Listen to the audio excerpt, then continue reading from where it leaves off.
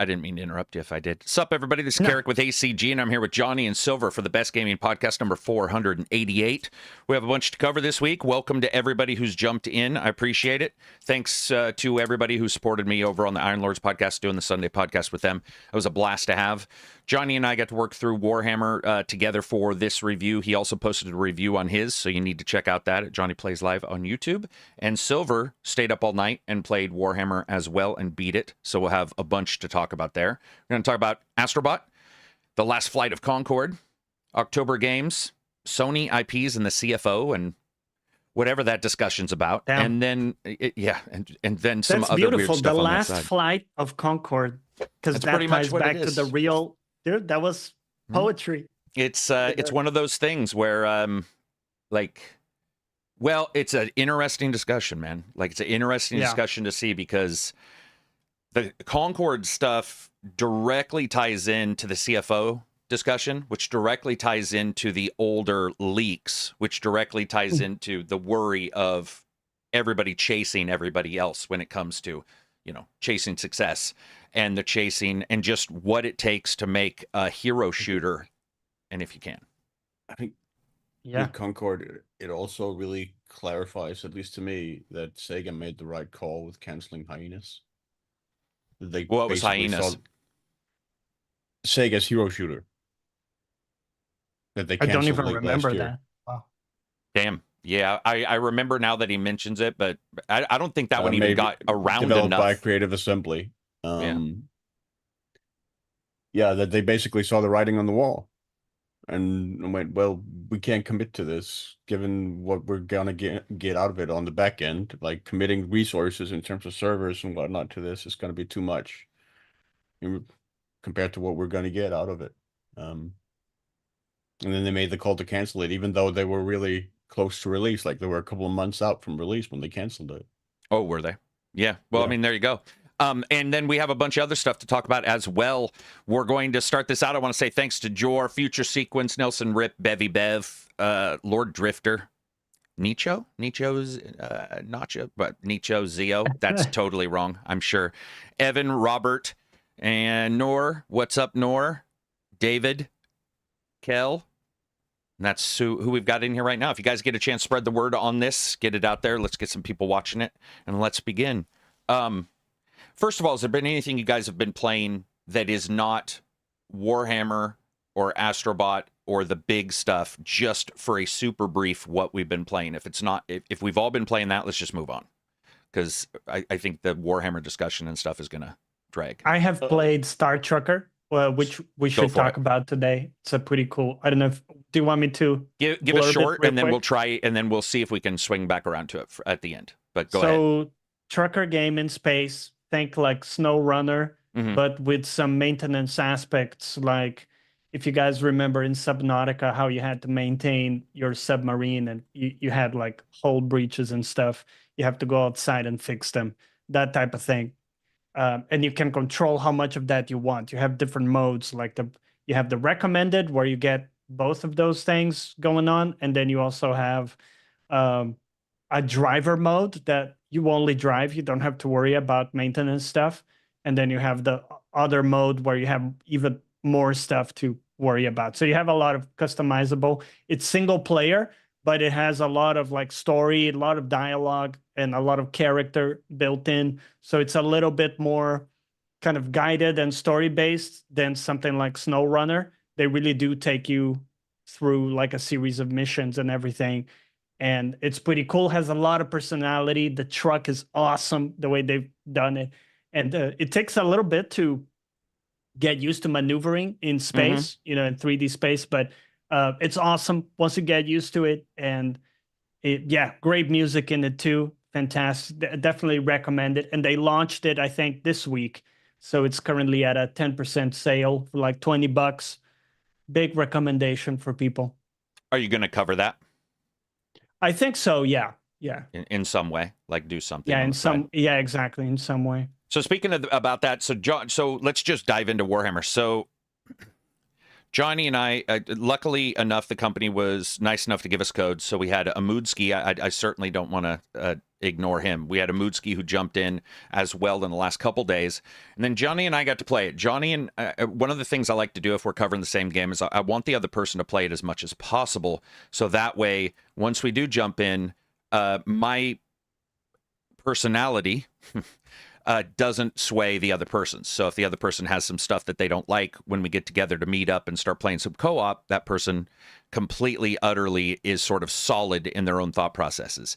And I think Johnny got pretty solid on it pretty quickly, because by the time we played it, I think the first thing we talked about was I said something like, but that story, man, like that story. Yeah. And you were like, I know that story is good. So without spoiling it, why do you think the story resonated for you? Like, what do you think it was that caught you by surprise on the story, or maybe maybe it fit your expectations, you know? And I think my expectations were fairly low because I knew there was a multiplayer, and I kind of thought that maybe the story was a glorified tutorial to get you into the multiplayer. You know how it is sometimes in those games, right? And instead, actually, it was really well fleshed out, and it had such great pacing between the chaotic combat, but then also great like little cutscenes tying everything together.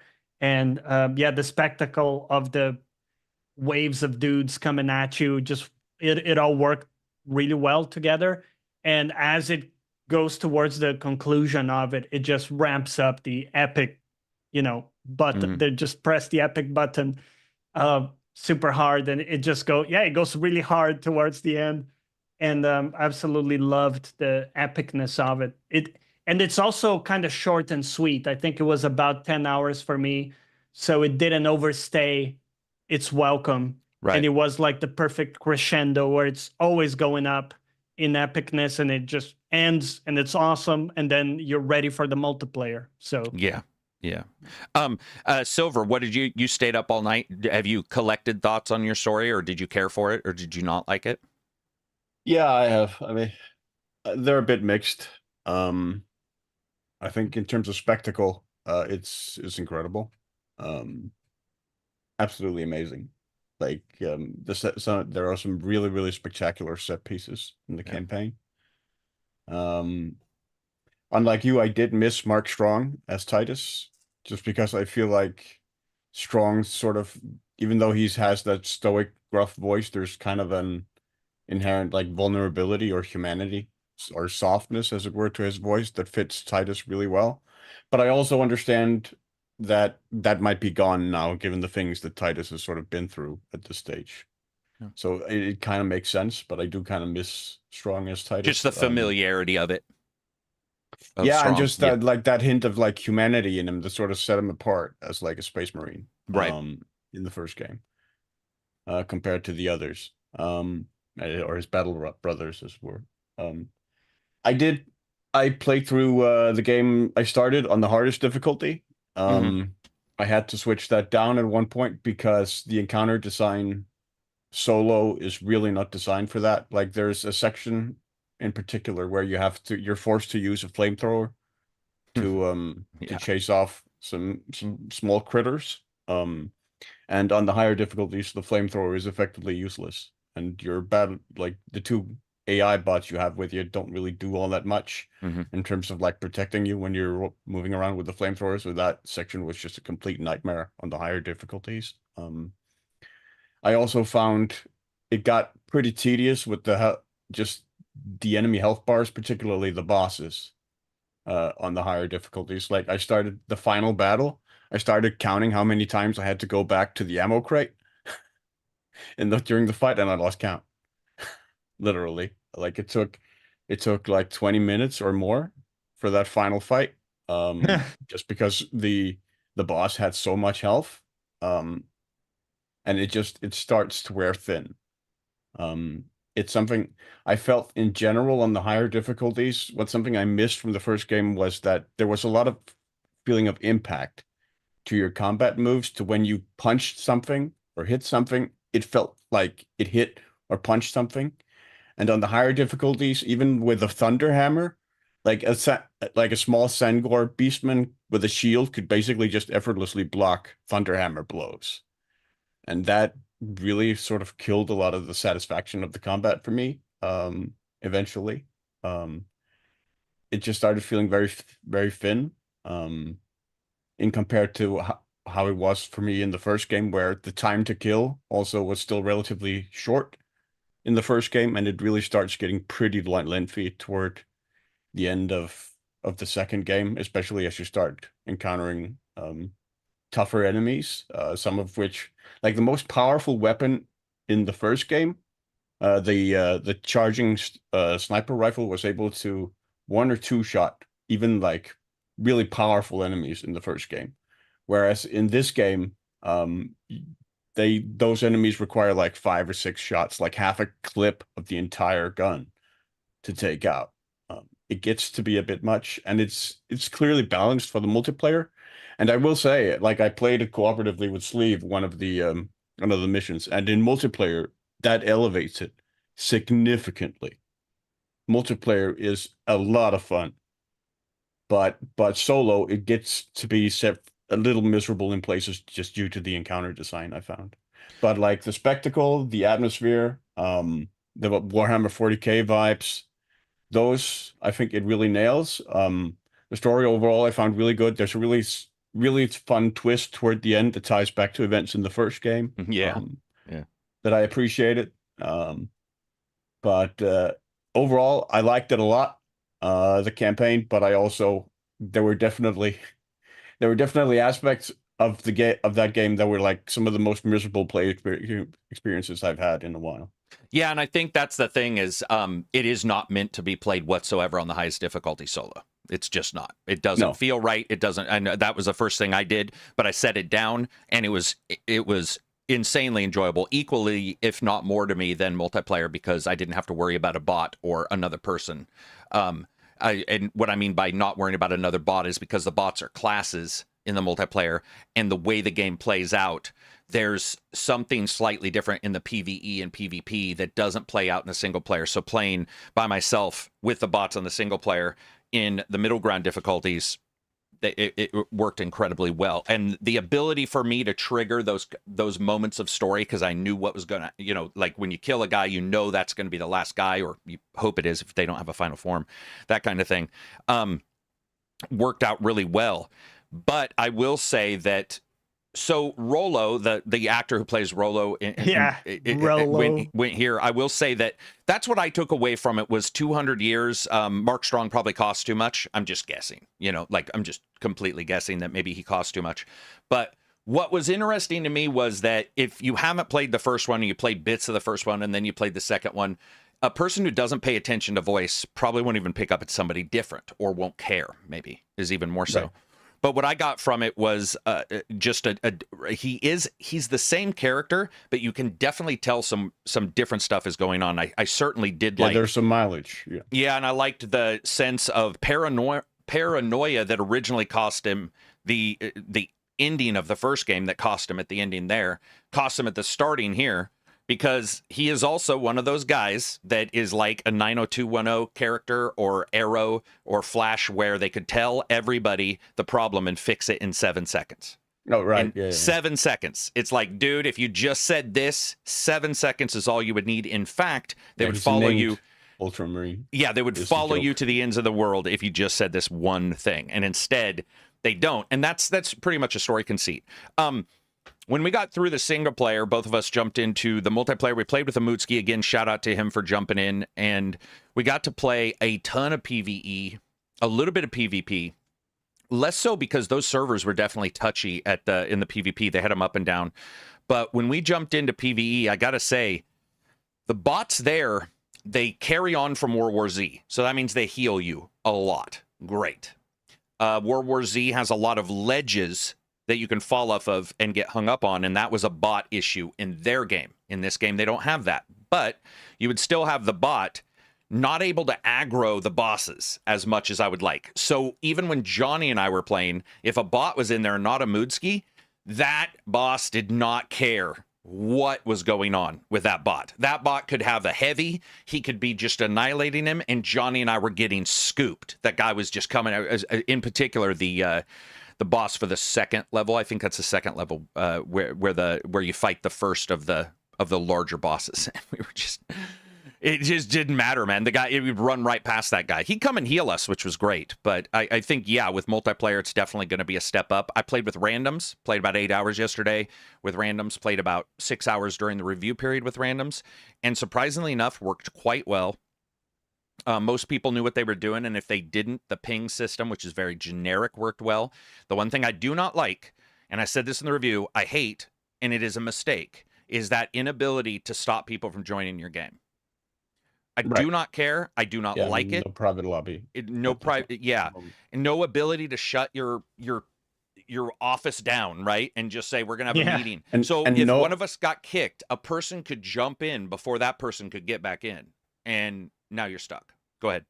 Yeah, and no ability to just like go into, if you just want to go into like your weapons loadout, like you're in the campaign and you just want to switch to operations to mess around with like your loadout or stuff, there's no option to just go into like an empty lobby without going into like somebody else's and then you got people jumping in wondering why why you're not playing, and you're like, dude, I'm not playing because I'm trying to figure out my weapons, and that is one thing I will say. So everybody knows how Warhammer is set up, is there's a customization system in this that is very akin.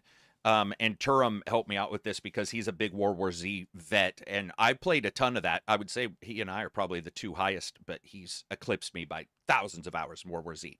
But in World War Z, they have a somewhat arcane system of upgrades, and that's exactly mimicked in Warhammer. So if you get this game, just be aware that not to spend your money right away, and really take a couple notes on where money might be needed for one particular thing. For example, perks take money. We'll call them money, the gold little symbol. But then also, any of your heraldry does. So any of your colors, your Space Marine icons you might get, and they have to be bought in a row. So you're talking 30, 40, 60, 90, 120 for some. Could be 30, 60, 90, 120 for the ones that have 4. There's a ton of Marines, but it can be sort of a biatch to be in there and be all excited. And you want to get the color black, which is what Johnny and I both wanted. And we jumped in and realized we had spent our money on perks, and whoops. Yeah. Did not. Or you could have the opposite too, where like you spent all your money in colors and you don't have any now for perks. You can't. Yeah, you've leveled up, but you can't get either the perk or like the weapon, because there are weapon perks too, which you need the currency for. Yeah, or even like weapon appearances. Well, sorry, not just appearances, but actually like stat upgrades that you have to pay for. So everything is paid for with the same currency. Well, not the same currency. Remember, those are different. Those you get the experience points, and then you need a chip to go to the next level of rarity. And then I think what you're talking about is those that are below that chip of rarity, right? Yeah, the perks themselves just want to make require. Sure. All perks require that currency. And what you're saying is right, because that's a prerequisite to unlock them. To spend those, Yeah, but just so people are aware, like when you eventually want to get a perk, you don't just get it because you leveled up. You need to pay for it with the money. And please, look at your perks for your character. There are perks I don't like. Yeah. And I saved a good ton of money. You could choose. Yeah, you can just pass a perk up. One. Yeah, there was one perk that was like 10% more for this and 10% less for this. And it doesn't mean that they're bad, but it could be that it's not your play style. You know? Yeah. So I will say graphically, I was also impressed. The thing we saw people on GeForce Now yesterday running it, and you're talking like anywhere from 70 to 120 frames per second for a lot of people. Yeah. It's also, there. Oh, like, it's good. Well, one attention to detail I appreciated was that Titus's armor gets increasingly battered as the game progresses. Which looked really good. But there was some dissonance there because his squad mates don't. Not that really? When I was in when I was into the final mission, like Titus's armor is like really like worn down. Like And the color has sort of dulled completely and stuff. And then you look at the two others, and they're and pristine. they're like still They're shiny blue. more Well, I guess shiny. not Kinda, pristine, yeah. but at least Yeah. the blue of the Ultramarines. Yeah. Yeah. And I do have to tell people, I don't talk about story much because you guys know me. Like, I like a good story. I don't get, verklempt. Don't get all tight about a story, and I don't get weepy about it. This story is about, there's a couple things, but I would say when it comes to bravery, when it comes to courage, when it comes to like fighting for friends, brothers, that kind of thing. If you're into that, Gladiator, if you're into that kind of stuff, I mean, Ultramarines legitimately cribs from our historical, records to sort of create the Ultramarines in the first place. There's a ton of overlap there, even in their clothing. You'll like that. It's there. And these are guys who are like, no matter what, they're like indomitable. They're just like, it doesn't matter what happens. We absolutely will choke the beast with our own bodies if that will kill that fucking monster. And you're like, damn, okay, let's do this.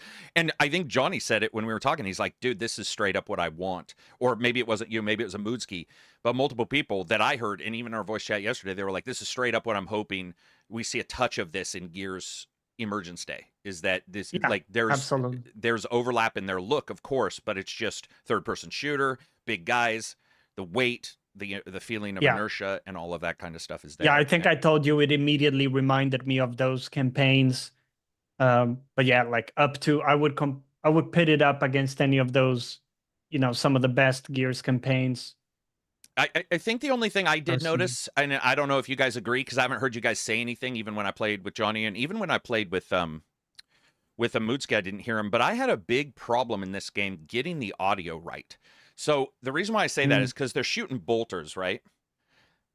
And there's needs to be some thump to those things when they fire. And I had to really like do some EQ adjusting actually to get that sort of raised up. The samples themselves seem okay. And the 3D audio is incredible. Like I told you guys, I played it with Johnny the entire time. I've never turned the HUD back on. My HUD is off. Like, it's easy to play without your HUD, as long as you're tracking your hits and you're sort of identifying where, if you're hurt, what the color of the screen is. But I don't know, man. Something about the bolter just, it's not as front and center. You're holding the gun in front of your face, and I sort of like that cacophony of this big thing firing in front of you.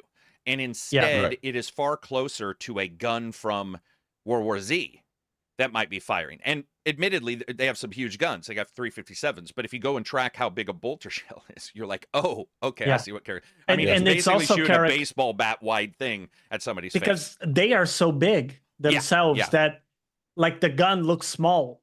Yeah. Do you know what I mean? Like, it looks like a normal gun in a way. Yeah. Well, I mean, remember, he's bigger than, he's technically the second level up Space Marine anyway. So he's one of the what are they called? Not the Primus, obviously, but there's Astartes. No, Astartes are just Space Astartes Marines. are the normal. He's like I can't remember, but anyway, he got leveled up, right? He got leveled up. Yeah. But it's on the sound thing, by the way. I think the reason I didn't notice it as much is because I did predominantly melee, both in operations and also like in story. The way I played, I didn't use guns that much. Like you've played with me, I'm always just like using the hammer, right? When we look at our damage, like most of my damage is just only melee. Yeah. I would just say that you have to use range if you're playing solo on the higher difficulties. Yeah, you absolutely have to understand at the end of the game. Oh yeah. I was right. It is Primaris. Okay. So, and I will say, when that is the thing, is this game, you have these different classes, and each one distinctly does feel different. I'll hand it to them in that. There's also some weapon restrictions on some that aren't on others. Their specials are pretty vital from what I've been able to find. We certainly found some incredible uses for some of the classes we normally didn't play when somebody popped in and they were playing a class we hadn't really jumped into, and we're like, oh wow, that class, that feels distinctly different. I will say this, it's not just that the classes revolve around how your play style is. I think the big thing is they know you're going to be playing a lot of these multiple times because the enemy drops are slightly different. They're randomized a little bit. Johnny and I've played the same level like 20 times, and you would have completely different sets of enemies, even on the same difficulty sometimes. Yeah. But the one thing I noticed was that really the level can matter on what character you should be.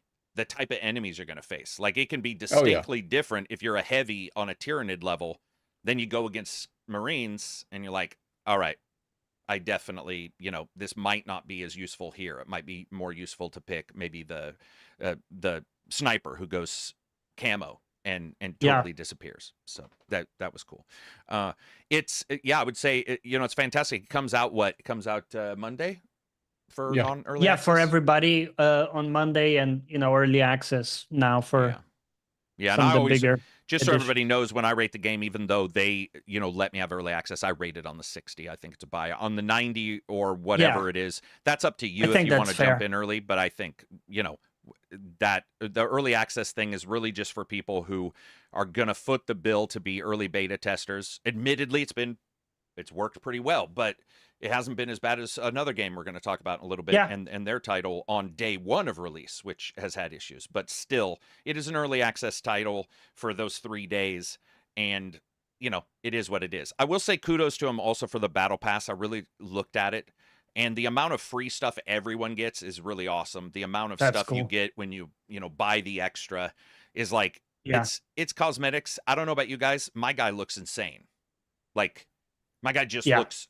And I don't have any of the DLC cosmetics you get for the other stuff. It's just I like the way my guy looks right now. And even without any of the new stuff they're gonna add, there's so much right now with the heraldry trees. You have 4 different heraldry trees with a bunch of different, and also like different armor and parts. Most of them have 4, if not 5, armor.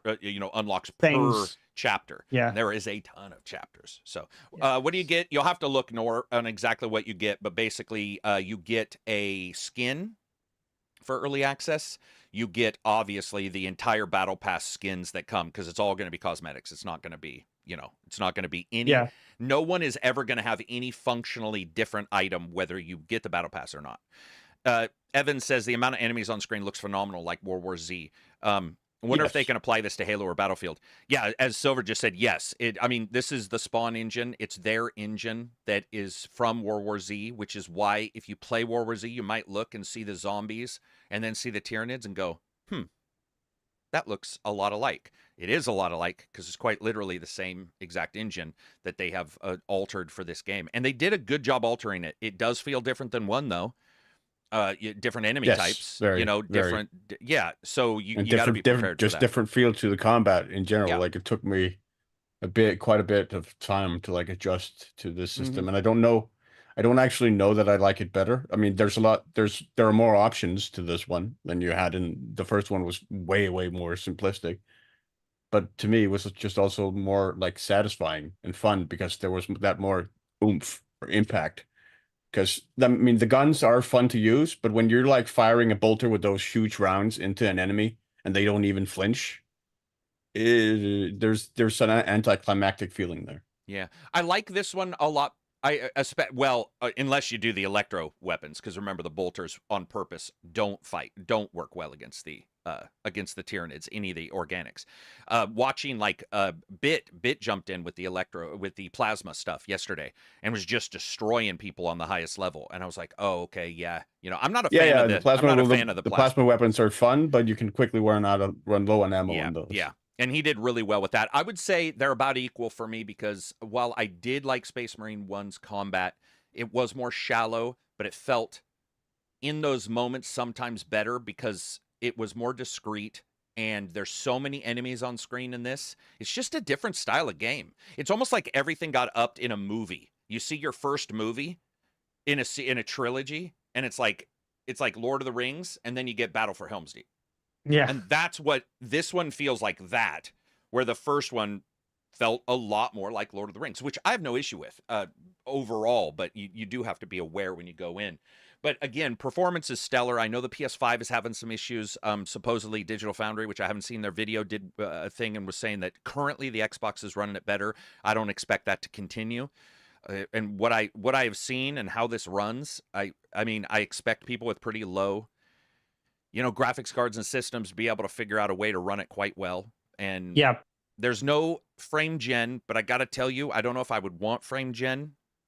I don't know what I would want. I would have to see how frame gen works, because if you're using frame gen on this game, you're probably already getting low FPS. And at that point, I don't know how that's going to look. But I think for right now, most people who have systems that are even in the last 5 years. I was playing on a 6-year-old Intel and a 3080, and that was getting insanely good FPS. The 3080 is pretty overpowered, but the Intel was slowing it down a little bit, and that was still getting insanely good. We had Amudsky was on a 1060.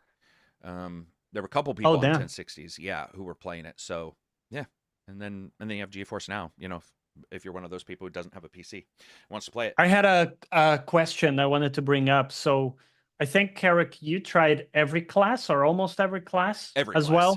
I tried every class. So and we saw every class in like the different combinations we played and everything. Did you have a clear favorite? And did you think that there were specific like combinations that were way better than others? Meaning like, oh, if you have a heavy, you have a clear advantage versus not having one. That type of thing. Did I have a favorite? I did like Tactical because he's sort of a jack of all trades, and as a single. Yeah. Go ahead, Silver. No, I agreed. I think that was the best class in the first game as well for the horde mode was the Tactical Marine, because you're most survivable. You were adaptable to fit to any situation. Yeah. Yeah. And you didn't have to rely on, let's say, a bot pumping in or a new person pumping in who might have some issues there.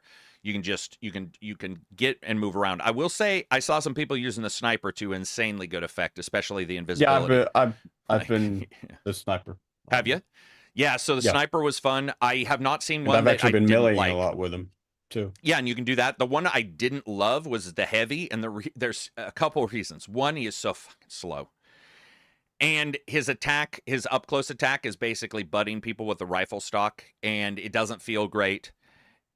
And if you get into the wrong position in that game, which is not your fault, because a spawn can happen in the hills above you or around a corner, and if you're in the wrong spot, man, dude, you're gonna it can straight up go bad with a heavy really fast. I mean, no matter how good I've seen, like I mean, I was talking Fighting Cowboy, he was playing it.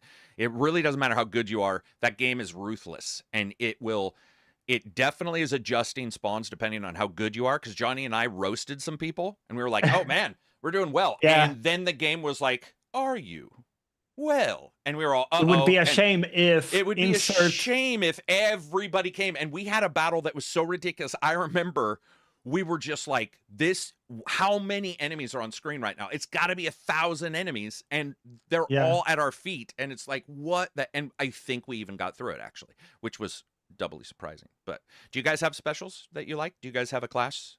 It sounds like Silver, your tactician, sniper overall, those two. Yeah, I mean, I tend to be a stealth player, so I think that's pretty fair. well. But I definitely agree with you on the heavy, because like I've only been able to run like 4 or 5 games, but the players I've seen been getting killed most are the heavies. Like they tend to sort of either fall behind and then they get overwhelmed. They don't stick with the team. Like there's a lot of like vulnerabilities there where you have to stay aware of your positioning. Yeah, they're like useful until they're not. You know, that a lot of people find challenging, where I found it actually a lot more easier, that we actually progressed a lot more smoothly when there wasn't a heavy on the team. Yeah, I would say in some missions, he and I both felt that the heavy was holding us back. Then once the heavy really started throwing the shield down, then we were like, all right, now now we're starting to see some success. Or if you get him into proper because positioning, where you can actually, you sort of have to, you sort of have to coax him, right? You have to be like, it's almost like you deploy him. If you can deploy him in the right spot, he gets so much aggro and just, you know, what about you, Johnny? Lot.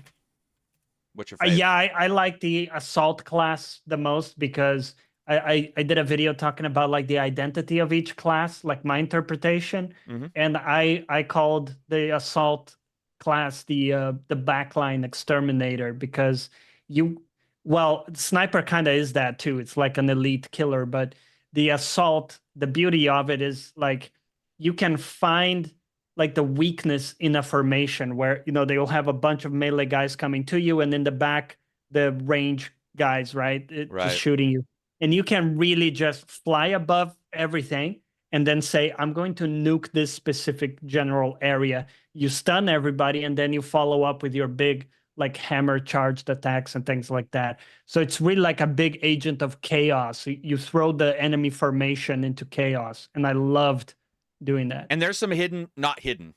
That's stupid. I shouldn't have said hidden. There are some synergies there that are perfect. For example, the tactician has the ability to ping everybody, and it does 50% more damage. So if I were to ping everybody and then Johnny was in the air and hit that same group, that was awesome. We were annihilating on the harder difficulties. We were annihilating entire groups when we would time that just right.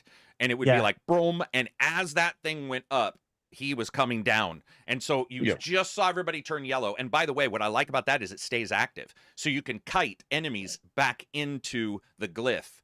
So if people weren't in the glyph, you can be like, bang, bang, and then walk around the glyph. They go into the glyph, and then somebody hits them. And you know what's cool about that too, Carrick, is that you put like a bullseye, and everybody in the team is going to be focusing that area because it's more effective, right? Right. So the problem with the assault is that sometimes I will do an initiation and like stun everybody, but nobody follows up because you don't know I'm going to stun that particular enemy. Right. But because you do that thing, I can then go and stun those people, and I know that everybody in the team will be focusing them while they're like stunned and, you know, in disarray. So that's a really good combination we had for sure. That's also a synergy that I've really enjoyed with the sniper, is that I don't necessarily rack up the kills, but I get a headshot on like on an elite, and then that stuns him for the melees to then go in and do the execution and restore their armor. Yep. So I keep like stunning the elites even as they're like moving around and stuff, so that they can just go in and mop it up. Yeah, it's so good. The ability, whenever, so everybody knows, if you do basically a finish or a fatality on any of the characters, you get a armor piece back, and everybody has different sets. Some have the same number, some have more armor, some have less. And using those smartly when you're down, or continue to keep them up when you're up, is like the key to success. And so what Johnny and I started doing is I'd shoot him and be like, you take that guy because I have full armor. And then he'd run in and he'd take the guy and then be like, Carrick, over here. I just get this guy's stunned. And I'd run over there and I'd pull off. And you're just like, and you just have all these weird little idiosyncrasies that at first seem like they would require split timing, but they don't, because the stuns last long enough. I think maybe you could even say on the easier levels, if they because they last the same length, I would say maybe that it felt like they were a little long sometimes. But the other thing is, if you leave them, they unstun, and they apparently do more damage, because there were a couple times where we left a couple people thinking they would be fine when we first started the game, and that dude came out of unstun, and I swear to God, Johnny and I were taking a normal guy came with down. A vengeance. Like, it was ridiculous. Yeah. I want to read this super chat. First of all, thanks to people with the super chat as the new channel gets started up. It's insanely helpful for the channel for you guys to do that. Soulskeeper, $24 super chat. Gents, been a while. Question: what's the most unhinged marketing stunt you remember related to games? I'm between the goat sacrifice with God of War 3 or John Romero going to make us his bitch. Cheers. That was definitely Resident Evil 5, where a butcher shop in the UK, Capcom had basically paid them to do like cuts of like human meat. So there was like a human torso and various other stuff that they basically put up. To mine, it was probably Dying Light 2, I believe, that had the torso of the woman, not even with the head, with like her the collector's edition midriff all cut up, and it was just the most gratuitous. Like it didn't even have her head. It was just ridiculous, but she was alive. It was just her, like her bust with like a torn shirt, and I was just like, what? I don't track those very much. I think, you know, John Romero saying he's going to make you his bitch was like a heady moment that was back in the sort of the anti days of everything. Yeah, the 90s, anti-comic book heroes, anti-developer. You know, we're the, and they were those developers were riding high, like buying Porsches and whatnot, because they just had cash influx. Yeah, those were, I mean, the press stunts to me are usually the really stupid stuff that they might say in a trailer. Dying Light also has the, you know, infamous 500 hours. Oh yeah, Dying Light 2. And that'll be forever in my memory as like, that's a miss. They will never live it down. Yeah, you'll never live it down. Back to Warhammer. looking at the game, seeing how it's doing, it's obviously doing incredibly well. It had 130 plus thousand people playing it, even on early. So and that doesn't count. That wasn't even counting PlayStation and Xbox. And then you have its official release. One thing that I'm really happy about is that their release cycle and how they put things with all cosmetics. It feels to me like if they want to add more, they can add more. And you get more cosmetics, and that's great. And if they want to add more stuff that they put in their major timeline that everybody's going to get, they can do that. I don't think they probably will in that space. But I'm also quite excited because World War Z was supported so much that they added the Aftermath maps. Completely different maps with tons more zombies. And so I'm excited to see, 3 years down the road or whatever, what they add to this. Will I be playing it? I could see. So there's few games I return to. Division, a couple others. I could honestly say, depending on what they add, they're adding a horde mode, they're adding a new map, new enemies. I could honestly say this is one of the very few games that will probably not be uninstalled for a while. Also because it is eminently easy, despite that online thing that I talked about, it's pretty easy to just get up and running. We had no issues connecting with each other. We just were like, connect, go, play. And crossplay worked. So that ease means a lot to me. The ease of just being able to jump in, the ease of being able to it feels go like those games like, World War Z is a good one, or like Back 4 Blood that absolutely Back 4 Blood. Yep. Jump in if a few friends are playing in. Yeah. It's interesting because I've especially the last month or so, I started seeing a bunch of YouTube videos that the Space Marine 2 is going to be the game that kills Helldivers 2. And I just don't see that for like my part, because for me, they're different. They're very different. Number one, they don't even overlap, and it doesn't really cut. Especially, Space Marine 2 is very scripted, very linear set action. Whereas, like the main appeal, like for one thing, like the lack of friendly fire in Space Marine 2 compared to like Helldivers is a huge game changer. And just that unpredictability and chaos is going to have me keep returning to Helldivers 2 for a long, long time, where I could see that longevity maybe being more of an issue with Space Marine 2, depending on whether or not we get more new maps and when they come we get.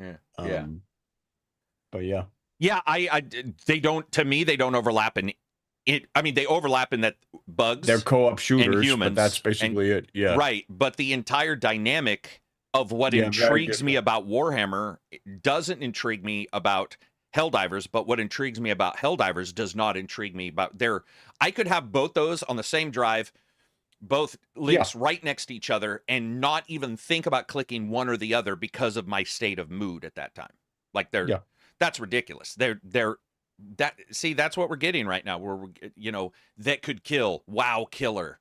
It's like, come on, that makes no sense. Some people don't like Helldivers even look. They don't like the space or the Starship Troopers look. Some people don't like Gears of War / Warhammer look. That alone could pull you one way or the other. So that's an odd one. William did bring up one thing, whether you agree or not. Anybody who's watching is, of course, that Helldivers 2, they wish they had AI teammates. And I could, that's a thought process I understand. If I still understand why they didn't do it. Also, if you guys get a chance, I would love for you to spread the word of the podcast right now. Go to Twitter and please rate us on iTunes and Spotify. We would appreciate it. Yeah, that friendly fire with the AI bots, that's going to be a disaster. Yeah, dude. That's. I got to tell you guys, like, it's been great because this is not the only fun game I've reviewed. It came off Black Myth Wukong just going like, man, I had some of the most fun I've had in a game in years in Black Myth Wukong. And then I go over and I jump into Warhammer and I'm like, I just had some of the most fun gaming I've had in years. And then I went into Astrobot and I was like, I just had the most fun gaming experience I've had in years. And that is, it's definitely going to be weird at the end of this year to try to figure out, if you do Game of the Year, if you're a person who likes those kind of things, what your personal Game of the Year will be. Because there's a lot for everybody. We're not even different done. Games. because just the 3 games you mentioned are so, yes, very different. you know, they cover such a wide array of Yeah. different and then you genres. have something like Space Trucker as well. Yeah. And you've got, dude, and we're not even done. We're going to go over, I have a website up. We're going to go over and we're going to be talking about some of the games coming out. And we all sat in there and we were all laughing in voice chat yesterday. There was like 15 of us in voice chat, and I was reading the number of games coming out through September, October, November, December.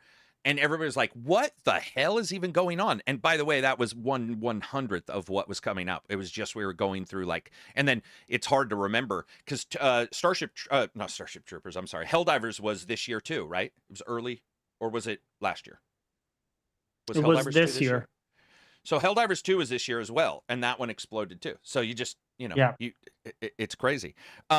Also, I got to say, you know, somebody saw it mentioned in here that they feel like Space Marine might be intro into Warhammer 40,000. I would say, yeah, if you like that kind of stuff, Warhammer 40,000 is a vast world, been around for 35 plus years, and it's just like, it's crazy. February of this year for Helldivers. Thank you very much. William Riggs came out with the win there. Yeah, yeah, man, I found it a good vehicle to get interested into the lore, but it also didn't really require much. Like from my part, I've only read one book, the Eisenhorn trilogy. Okay, Eisenhorn Xenos book. It's a great book, but you know, it doesn't cover a lot of stuff related to what's going on in the game. So I definitely didn't get a lot of stuff, but it did also interest me enough to be like, I'm gonna look up, you know, why the Mechanicus guys have this whatever thing, you know. And then you kind of get into it more, but it didn't feel like you needed to know those things to make sense of what was going on, at least at a, you know, a good level. Yeah. Yeah, this year's been great, guys. Anybody have any questions about Warhammer Space Marine 2 before we move on to the next one, the next game we'll cover? We're going to cover the good games, then we're going to cover the bad news. But Alan says, Carrick, that's because you actually enjoy game. Oh, when I said that I was enjoying some of the games this year, yeah, I mean, I do enjoy gaming, but if I didn't and I was still gaming, that'd be weird anyway. Well, dude, you say that, but a lot of reviewers, makes you think they don't enjoy games anymore. They're just like jaded. Let's see. Pow World was December. Ian says, what difficulty did you play? Every one of them so far. I think we've covered every single difficulty. And then let's see, what else was there to cover? Connections work. PvP was good. PvP is not for me. I will say that. PvP in most games is not for me, at least the long-term PvP. But I do feel like this PvP is pretty cool in the way that the classes do have specific things. And if you have a sniper go invisible, that's a pretty big deal. You know, you've got these classes. But I think that'll take a little bit longer to sort of met out and become something that people really know what they want from the PvP in this. The PvP in this felt more like, hey, guys, you know, here's some PvP modes, engage in it, and we're going to watch and verify sort of what you want from PvP, because PvP mode does lock you down to the Marines. And I do think that that could be an issue, because this game's strength is the mixture of enemies. It's the combination. It's going around a corner, and the last time you played, you had a bunch of smaller Tyranids, and the next time you go around the corner, you got a bunch of the bone sword carrying bastards, and you're like, oh my god, we got to change the entire way we're playing, you know, in this exact same spot. And didn't you say you can't use some of the heraldry in PvP, like some of the? No. I was saying you can't use some of the heraldry in the PvE. Or wait a minute, how's it go? No, it wasn't that you couldn't. It was that I had mistaken the unlocks for one class for another, because the unlocks are separate. That's all. Go ahead. What were you saying, Silver? Just, it's funny to me you say that, because that's really been sort of my main gripe with, I want to say, 40K over the past 20 years, maybe, is that it's so human focused. The way Games Workshop has handled the lore, where pretty much any faction outside of the Imperium has really been neglected, lore and content wise. I feel like, whether it's the Eldar, the Tau, the Necrons, or whatever. Whereas, and that, I think that's one reason why I've gravitated so heavily towards like Warhammer Fantasy instead, where there's so much depth and so much content for every single faction. Yeah. where in 40K you only really get that with the Imperium. And I think that it's just a huge waste of potential. But it's also clearly, it's sort of, I think it's part of a cycle where it's where Workshop makes most of their money from monetizing that. And so that's what leads them to monetize that. And then that cycle just repeats. Yeah. Also, there's something to be said for the mystery that they probably want to keep on some of the Xenos and some of the where they just are like, let's sort of keep this sort of not necessarily mysterious, but they even describe some of the creatures like not even be able to understand what they're thinking and stuff like that. There's a little bit of H.P. Lovecraft rubbed off. Yeah, and true. You'll definitely notice that. Yeah, unknowable. They even say that a couple times, though. You hear people talking in the battle barge, and they'll be like, the unknowable. Do not stray with knowledge into these because no one. Yeah, because like from my perspective, they are just black boxes. There is no information about them necessarily. Like, yeah. It's almost like they're bad guys, they're monsters. Like, well, and weirdly enough, instinct that fits perfectly into the fiction, which is they don't want you knowing much. It is about you. It is treating them as monsters and utter extermination of like the Tyranids, and just like there is no. You don't need, other than understanding their abilities. We don't need to sit there, or at least most groups don't want to sit there. There's obviously some questionable characters in the novels and stuff who try to figure that kind of stuff out, but they usually inevitably go nuts. That's just sort of that's just sort of how it goes. But again, performance is good. Controls, I did keyboard and mouse. I did gamepad, worked fine. No issues there. But overall, a stellar release, and I'm happy for them. There's some issues with a couple crashes people were having. I heard after the first cutscene, I saw some reports there, but they, that'll be something that I'm sure hoping that they will patch up. Danny Passion, $2 super chat. Yes, many reviewers seem to not to play games anymore. Well, I think they play them. I just don't. I mean, they're probably like me when I'm playing a game that maybe doesn't fit me, I guess. I will see there's a lot of preconceived notions in reviews where somebody be like, it's not like this one from 12 years ago, which I'll touch on that briefly, but it's like the person that I'm talking to, there's actually a higher chance that I'm probably talking to somebody who hasn't played it or was so young that their mom and dad didn't want them playing a Space Marine. Like that person could be 12, they're 24 now. So you get that weird thing there. But I agree with you a little bit. Moving on from there, and feel free to ask other Warhammer questions. We can always go back to it, but I want to talk about Astrobot. So we got the code for Astrobot early, which was awesome. First of all, I do want to say Astrobot isn't a platformer in the way other platformers are platformers. It is not about difficulty. Just be aware.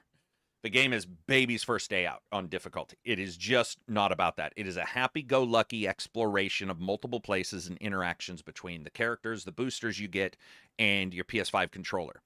It does eat PS5 controller batteries like Pac-Man because it is shaking, rumbling, adjusting, nubbing, rubbing, and thrubbing in your hand 24/7. It eats batteries like a monster. It is ridiculous. So I would suggest if you decide to play Astrobot, maybe turn down the options down from strong to medium. You'll still get the feel of it, but you might get another 15 minutes out of the battery. I don't know, but I didn't get very long. Go wired. Like or go wired, yeah. One of mine has, both of mine have pretty bad batteries, and I wanted to test the battery, so charged up. That battery lasted, 4 hours, and it was like already giving the alerts. And the PlayStation loves to alert you with big screens, and when you're recording, guess what you're going to capture on the recording? A big screen saying your battery's dead. So yeah, I had to plug it in. But here's the thing about Astrobot, guys. If you're a PlayStation fan, capturing the other Astrobots that have to do with the World Series of games that Sony's released, your Kratos, your, all that kind of stuff, it's pretty cool, but you just sort of get them. That's it. And that's sort of the one problem that I think this game might have is people might be under the assumption that like it's sort of like a Smash Brothers or something where all those people are something you dive into, which isn't exactly true. What I did like about this is you enter a level and you can sort of just see almost instantly an idea of what you need to do. They did a very good job. When you land in a level, because you're flying your little PS5 controller, when you land at a level and get off, you look around and you almost instantly are like, I know the first step I need to take. It's very, very in your face. You can parse it. Yeah, visually. You can parse it really easy. And they all have such an awesome, unique look to them. Like the Candyland one was just, it was phenomenal. Like you're running around and there's sprinkles and there's thousands, millions, it feels like, of sprinkles, and you're just shuffling them away and he's trying to run through them. The physics looks up, I mean, yeah, it the looks physics are incredible, great. man. Yeah, and every one of them has this booster you get, which is like a creature that offers help in some way. Like a chicken that for whatever reason has a rocket in its ass so it can fly you up in the air. You know, stuff doesn't have to make sense, right? And you get these and they help you through the different moves. They help you do different things. But then there's also interactables. But one of the things that stunned me was the music, because it's diegetic at times, but what really happens is they just go ham with the music. So I found a secret galaxy, and when I go in, the music's got this beeps and boops and sci-fi sound, and then you actually hear voices singing in the background going, "It's a secret. It's a secret." And I was like, "Oh, that's pretty like that's it's on the nose, but that's awesome." And then I went into another one and I helped a tree and he started rapping. And I was like, what is going on? Like, he's just rapping, and it's eclectic. It's all good too. It's not like bad rap. It fits the song. And then you realize everybody in the game world is going to the beat of the song. And I was like, oh man, that's a good way to like get somebody into the game. It feels great. It is super easy, which I do believe, I'm just going to straight up say it, I do believe that the high scores. So we talked about this in chat. I think that if a game is hard, it can inevitably cause a bump to get the plot, or a bump to get to the next cutscene because you fight a guy 50 times. And so the next cutscene may not feel as smooth. This game is pretty easy. And so I can see that, you know, I saw some scores that I was like, whoa, that's high. You know, this is the best game ever made or whatever. I'm like, not 100% sure. It's not that I don't agree. It's that I'm just saying I'm not 100% sure. It's not easy to feel like the game is because you were able to just you feel empowered or yeah, and you do. It luckily fits together, but it luckily does fit together. It's just a little bit odd in that way. But Astrobot it's phenomenal, man. And to come out of Space Marine, which is all brooding, and we put rivet bolts on their head per 100 years, and then you get Astrobot running around, you know, tiptoeing. It looks like he's tiptoeing. He hops like a dog. You know, if you've ever seen a dog get lighthearted, wholesome. It's all lighthearted. It's all wholesome. It's even your deaths are hilarious. It's just, I don't know, man. There's something about it that it really does resonate. I don't know how, I don't know how big these games sell.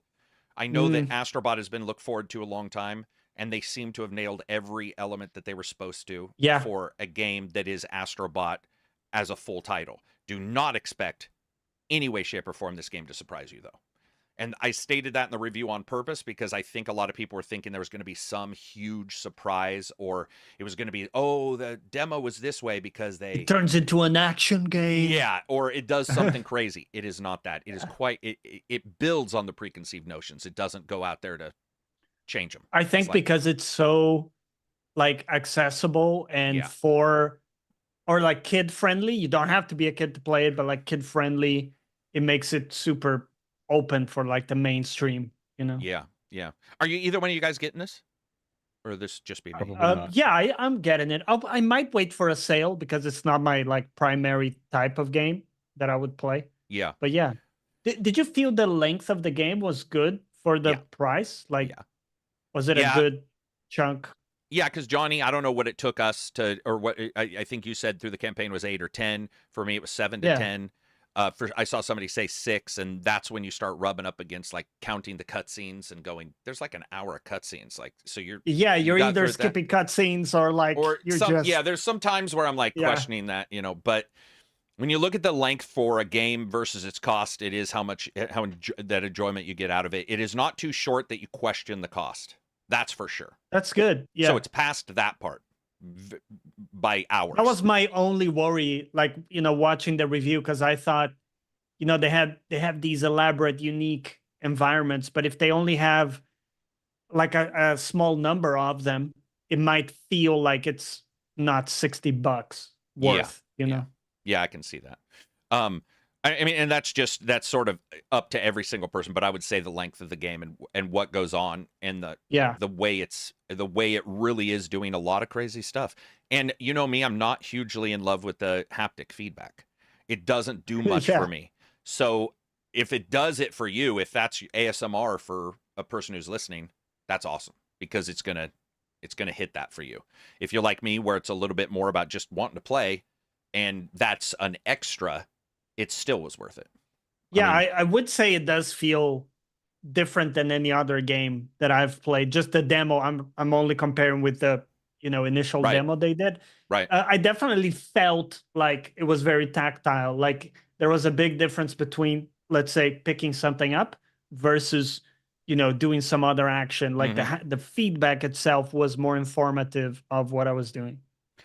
Yeah, and the other thing I really liked was, so this is crazy. You know how in some games you guys will get, whether it be Spyro or what have you, you get a character he gets an ability, and that ability is used for one thing. Like, okay, I'm the rocket guy. I'm going to shoot up. That lets me jump farther. Right. This game likes to throw 3 or 4 things in there. And so the one I will say, so I don't spoil anything, was a level that you could basically soak up water and become a sponge sumo wrestler, basically. And not only did that allow you to smash stuff to get secret items, but it allowed you to put out fire at enemies to get by them. But it also gave you basically 1 life, which you normally don't have because you were huge. And when you got hit, you bounce off and shrink back. But then later, I'm putting out these oil creatures. Basically, they're trying to ruin this level's looks. And I got my feet covered in oil. And the first thing I did was I was like, I wonder what happens when I go in water. And I went into the water, and you see that rainbow of oil on top of the water. The graphic, like when you put oil in water and you see, it looks like pollution. And I was like, dude, that's pretty sweet. Like just little tiny things that they put in to adjust stuff. And even the movement felt weird. It felt different when your feet were covered in oil than it did when, you were just running around on dry land. Really well done. If he hits ice skates right away. Just like he immediately adjusts to an ice skate position, puts his hands behind his back, and I was like, oh man, that's pretty sweet. Like there's an incredible amount of detail in it. But because I was the only one who played that, we'll move on from there and go to the next one because none of us have played a bunch of it, and this is Concord. So I don't even remember how many days this has been out. But Sony announced that they basically heard the feedback, or maybe didn't hear it because nobody was playing, which I think is probably a more apt. Sorry. But I mean, we wouldn't heard you the agree? lack of feedback. You can't hear feedback if 600 people are playing your brand new $60 game that I'm sure, expected to sell gangbusters. They decided to pull this off of the store shelves, digital store shelves, sorry, and also have stated that it'll be it'll be shut down. You won't be able to play it. You won't be able to buy it. Refunds are going out to everybody. So this is one of the few I've ever seen where there was not a problem with the game that this has happened. One of the few ever that I've seen where the full system or the full game was sold, blah, blah, blah. And they did hint that they wanted to take it back to formula a little bit and see what they could do, which reminds me a little bit of Anthem, even though Anthem went longer. Yeah. Any thoughts from either one of you guys? Like, first of all, what do you guys think the chances are of them doing something to Concord, for example, turning it free to play? Do you guys expect that? Do you expect Sony to at this point? No. I think they would have announced that transition already. That was a plan. I think they've just calculated that the costs on the back end of that and server wise and whatnot aren't going to be worth it in the long run. Okay, that's fair at this point. That's fair. What about you, Johnny? Yeah, I don't think they have any plans, or they would have maybe hinted or talked about it. But I just think it's tragic, man. Well, it is unquestionable. Yeah, it's because a lot of people that I heard talking about the game actually liked the gameplay. The bones of the they liked the game itself. They had some issues and stuff, but I think its main drawback was that it was too similar or like too derivative of what's already there. I think that was the main criticism that I heard from everybody. I didn't hear a lot of people saying like, oh, it plays bad, or I actually heard the opposite, that the shooting felt good, the gameplay felt smooth and solid, and there was a lot of polish in it. So to have this almost unprecedented thing where it's just pulled from the shelves, we've seen it only a few times, I think. Yeah. or even I don't- a couple times. I mean, I can't even recall like seeing it on this level, on this scale, for a game of this Yeah. scale. I mean, really, the only thing that comes close to me is Hyenas, which was canceled a couple of months before release, Mhm. and same genre, Yeah. same Right. style of game.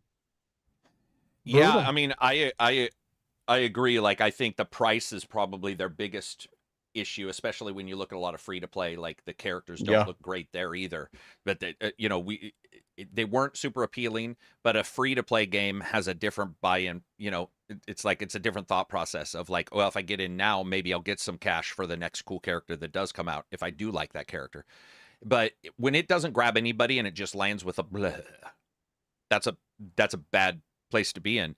And kudos to Sony for doing this, but we're going to talk about something in a little bit that I think we are seeing. Like, one of the things we've talked about on this podcast before is that the company's being too big to adjust mid-flow. So what we're seeing is the game come out and then be adjusted down, like right when it comes out. Redfall, Concord, where it's like, okay, it's out, we're done. See, okay, now, you know, in sort of get into that line of things you've already paid, get it out, and then cancel it. Now, as Silver said, Sega's game, but I believe Sega's game was free to play, was it not? No, I think. Okay. Was it? Actually, Do we I don't know? remember. Okay, I don't no worries. remember. No worries. And- But I think for these paid ones, that's sort of what's going on right now. I don't think the big companies are able to switch as fast as they need to be. Mm, And that's one of the problems we're getting into, whether it be upfront paid expenses, what have you. They're like, well, let's just see, because we are living in a world where surprising things have been happening. Games like Pal World, Yeah, which was rough as shit. I mean, Pal World Yeah, had and all Helldivers kinds of too. issues, but it did well, and Helldivers. So, I mean, I think both those had a certain charm to them that Concord did not, that probably, Yeah. you know, indicated that people thought those would have a Yeah, I better mean, time. they but- managed to hit some kind of zeitgeist. Mhm. Yeah, man, I don't know. That Concord, embedded them in culture. Concord's got a heavy road ahead of it. If they do decide to release this as free to play, then, which is sort of the stuff that I had been hearing prior to it even coming out, was like, this might have been one of the free to play games that free to play service games that they thought would do better as a paid for. And I'm like, wow, you thought that one would do better as a paid for? You know, we'll never, Yeah. we might know in the future, but we Yeah. don't know right now. But It's especially just such when a you, misjudgment of the window. yeah. Yeah. And especially when you see how successful paid for games have done when they've gone free to play. Yeah. Because free to play is a completely different. I mean, even the Griffin Gaming survey that we covered, where they were talking about games that have gone from paid to free to play, you know, an explosion in numbers. But I think most of the time those it's games. what allowed Old Republic to survive Yeah. Yeah, true. for as long as it did. And I do think that there's a Perhaps, possibility there, but I just don't know if there's an appeal. Except I will say that it is weird that everybody I've talked to, including in our Discord, who are notoriously more like, okay, it's not, we'll go to the next thing. This is not working. You know, they all like the game, the gameplay. So there is that. This is the first one, I guess we'll say. This is the first one where I can say Yeah, the I mean, blandness. Battleborn maybe comes close as well, right? to Battleborn that, could come where- close to that. Yeah. yeah. Yeah. Though I But that one personally liked lived some for of a the lot designs. longer. You know, Did Yeah, it I live mean, for a lot year, of people maybe? liked the gameplay of Battleborn, sort of. Yeah. But it just didn't hit. Yeah.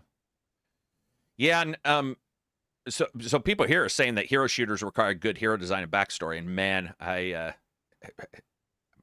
I guess my expectations for what good is are far higher than everybody else's.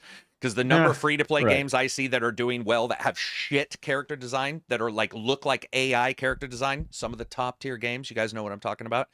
If you guys are saying that's good character design, I think we're ruined. I think gaming might as well shut it down. Might as well just be like, all right, well, I guess humanity isn't making it. It's fine. Let's let another marsupial take over. But regardless, we'll have to see what Sony does. And this sort of fits in perfectly with what the CFO of Sony just said a couple days ago in an interview. They stated, whether it's for games, films, or anime, we don't have that much IP that we fostered from the beginning. We're lacking the early phase of IP, and that's an issue for us. He added that Sony has historically had better luck establishing a global audience for content that was already popular in its regional market. So this is also the same guy that, you know, has taken, I believe it's the same person who took Destiny developers to task, or management, not developers, but taking them to task for not supporting the other teams. But this is something that sort of popped up in our discussion too, and I want to know what you guys think.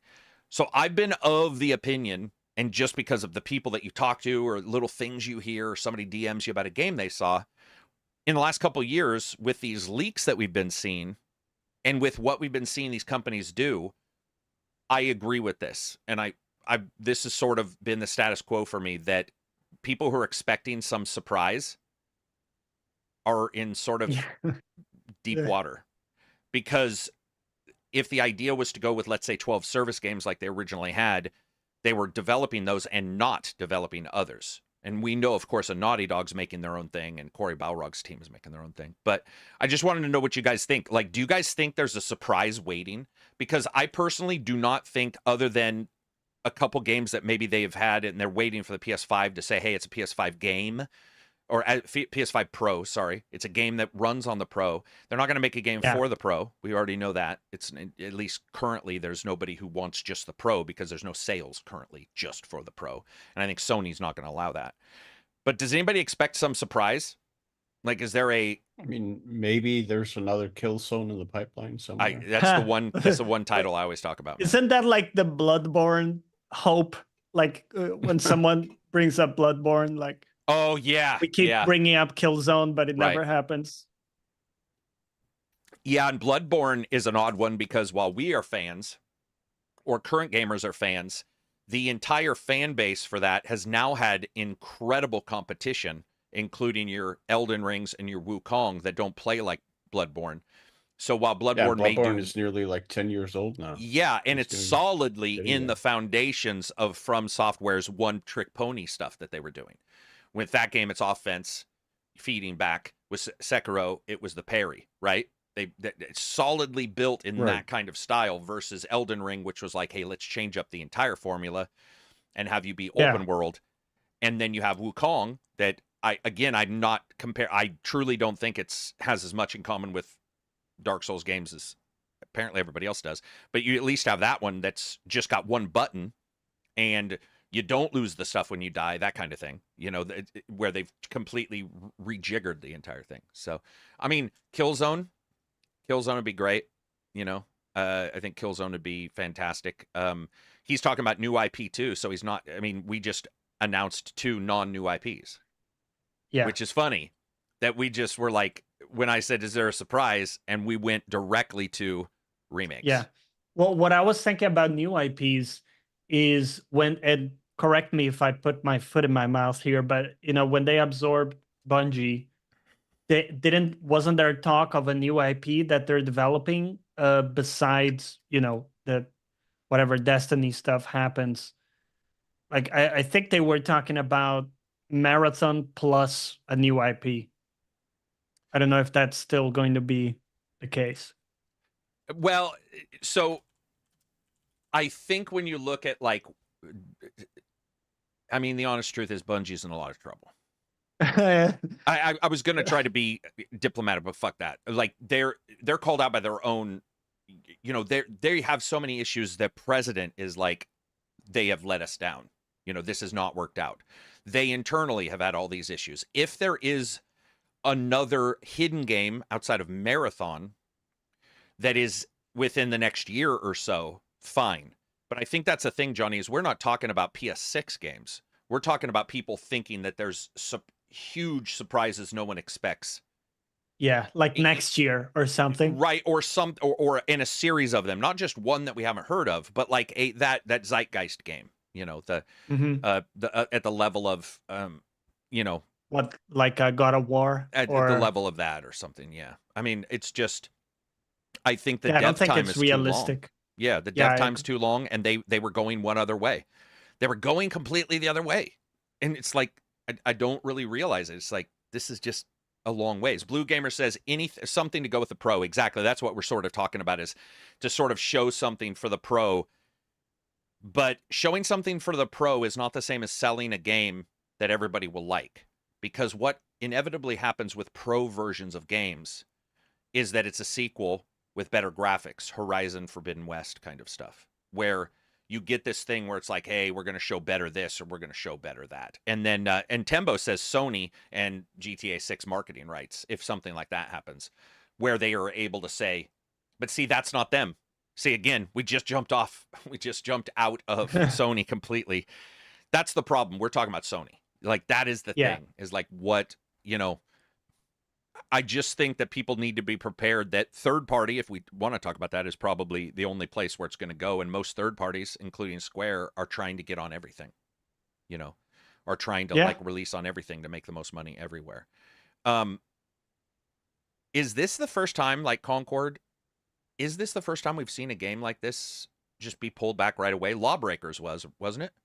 From Cliff Basinski? Wasn't Lawbreakers? Yeah, Lawbreakers was one I was thinking of, not Battleborn, really. Yeah. Okay, that's what it was. Yeah, that one did.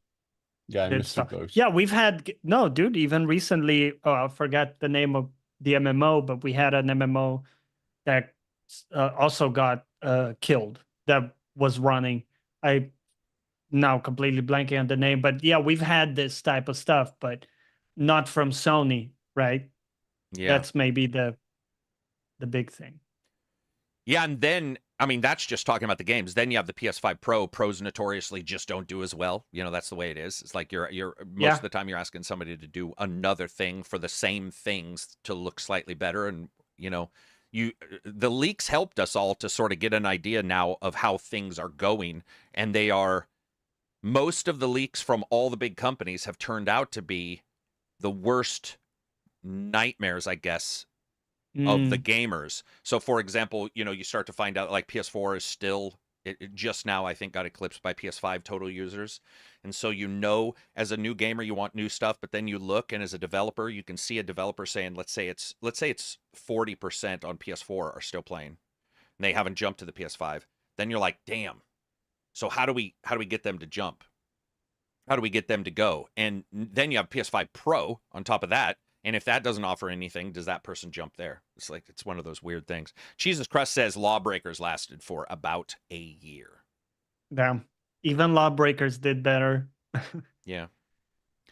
Yeah, I mean, there's only so many people working on games. Like that's the big Yeah, I think I heard you guys saying in the Lord's podcast about the Pro that the PS4 Pro had a clearer like marketing thing because you had 4K as right. Yeah. Like they had that in the box in a way, like you know, this does 4K compared to the normal one, which is a big and now, you know, what do we have realistically? RTX, you can put that in there, but that doesn't sell as much as a resolution jump or, you know. Yeah, I think when the consoles came out, you were looking at HDR. I mean, Silver's got one, you got one, I've got one, or new monitors at least, new TVs, and you got these TVs and you got all this stuff. And then as somebody who sold those, I can tell you, like, when you talk to somebody, they don't mean, so for example, FPS. Well, we know that FPS can really be adjusted at 1080p. So while we all want that, obviously, you get smoother FPS. It's a little harder to define that versus 4K, at least originally in the original sales, because we all were sold that every game would be 4K. Now we know that's not true, right? We're like, okay, well, that didn't happen. And then the same thing will happen here where it's like every game can be 60, and that is absolutely not true because developers choose the FPS. Developers choose, they can get a game to run at 1 FPS right now today. They would just cram it full assets that would be unable to be rendered. And so whatever we want, as somebody with a 4090, Johnny's got a 3080, we can attest to this. You get that game that's got too much stuff going on, and you're like, damn. You know, that's because the developer put that much stuff in there. So, yeah, man, I don't know. It's just, it's confusing to me. Like, it's confusing to see where we are going. And with Sony's choice here, do you guys think that, how about this? Do you guys think Sony's decision to do this might possibly make other companies make that decision as well if a game does poorly? Do you guys think this opens the floodgates not only to companies pulling those games if they don't do well right away, so they don't have to pay for server costs and stuff, and then do you also believe that it will put that question in every single gamer's mind to where no longer is it waiting for a sale, it's waiting to see how it does at sale?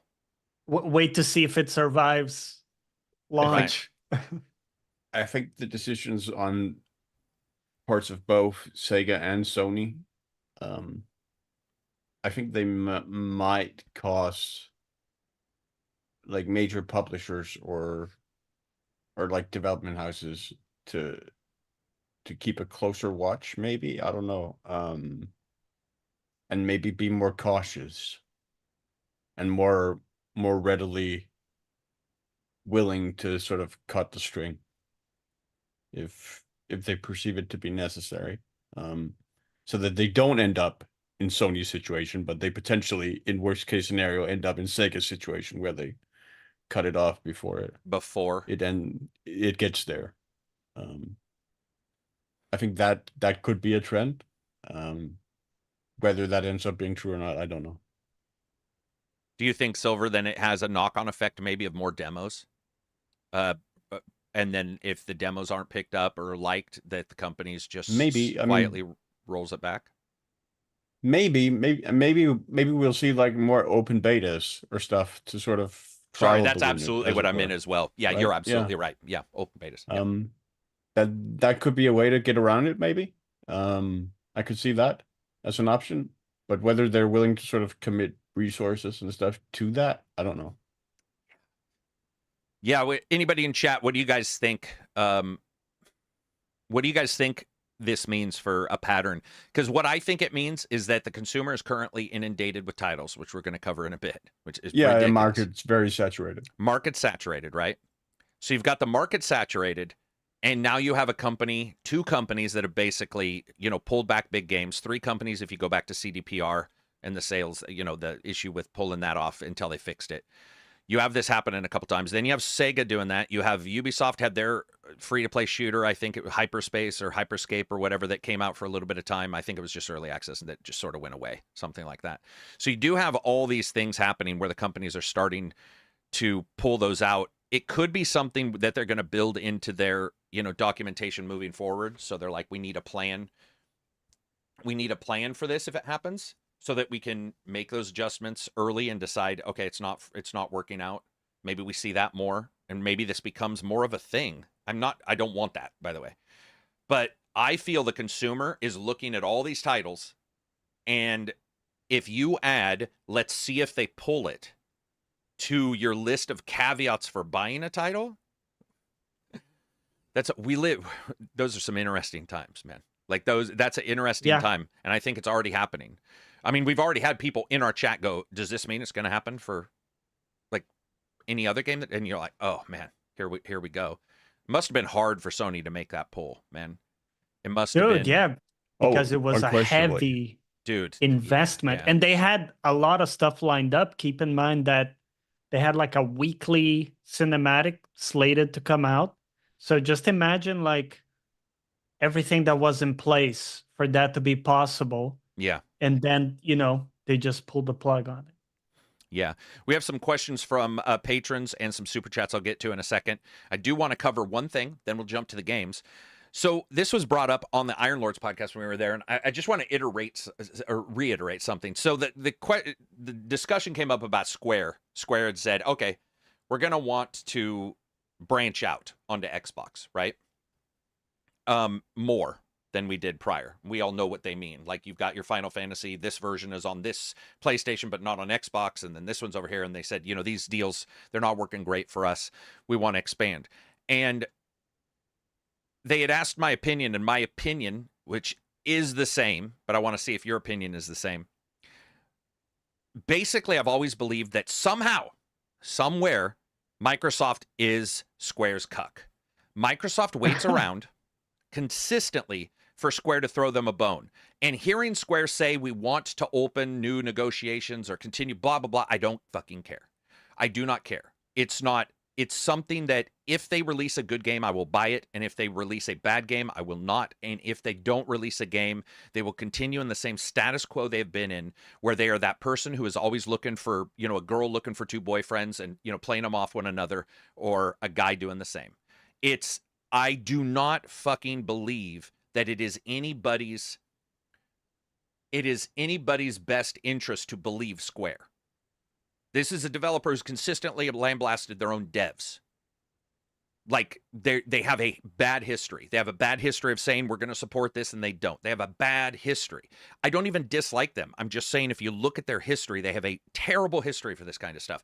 So them saying we want to do this, that's great if they do, but it doesn't matter other than when I get the actual game. I don't care about their words. Their words mean nothing. Their actual results mean something. And so the idea of people saying, oh, we're in a better state, these things are going to be on everywhere. This is the same thing I was talking about on the iLearns podcast, where I was saying, do you guys think if Microsoft somehow, by the way, and I say somehow, meaning I don't think this is going to happen.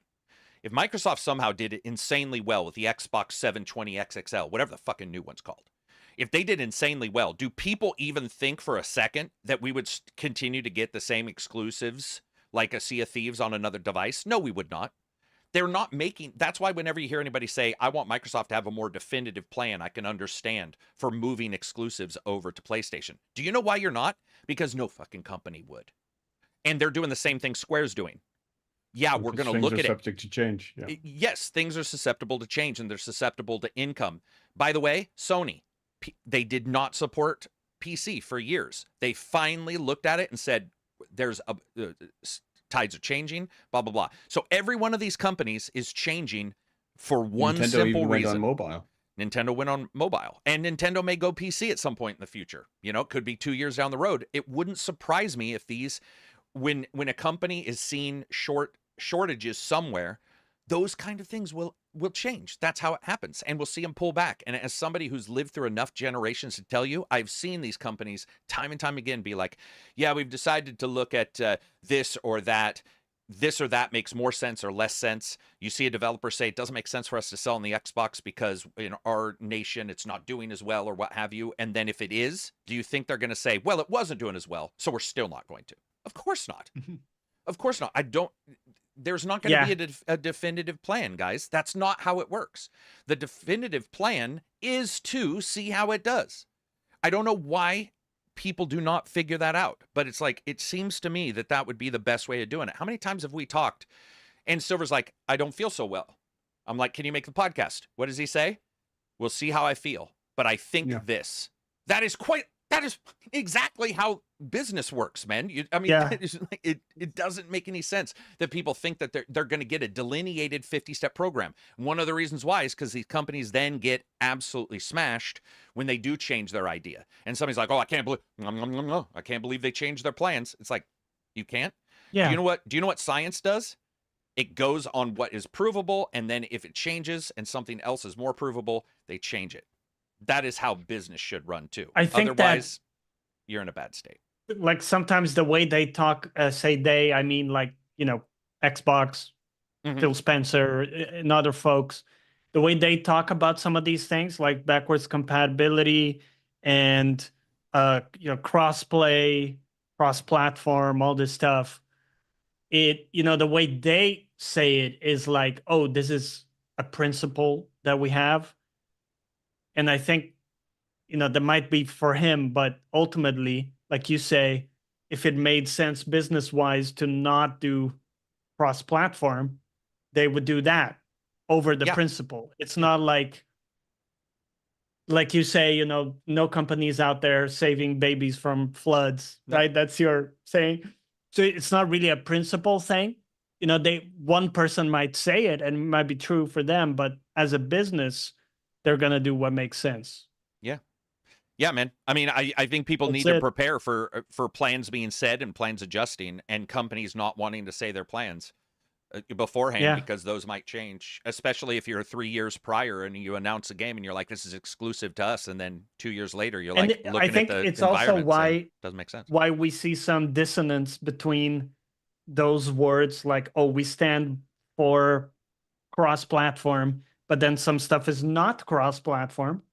Like, I think they were talking about Doom and they were saying, well, Doom belongs everywhere, but then there's some stuff that doesn't. Yeah. That doesn't really check out, So you do see it sometimes where they make a call. And like you say, if they had more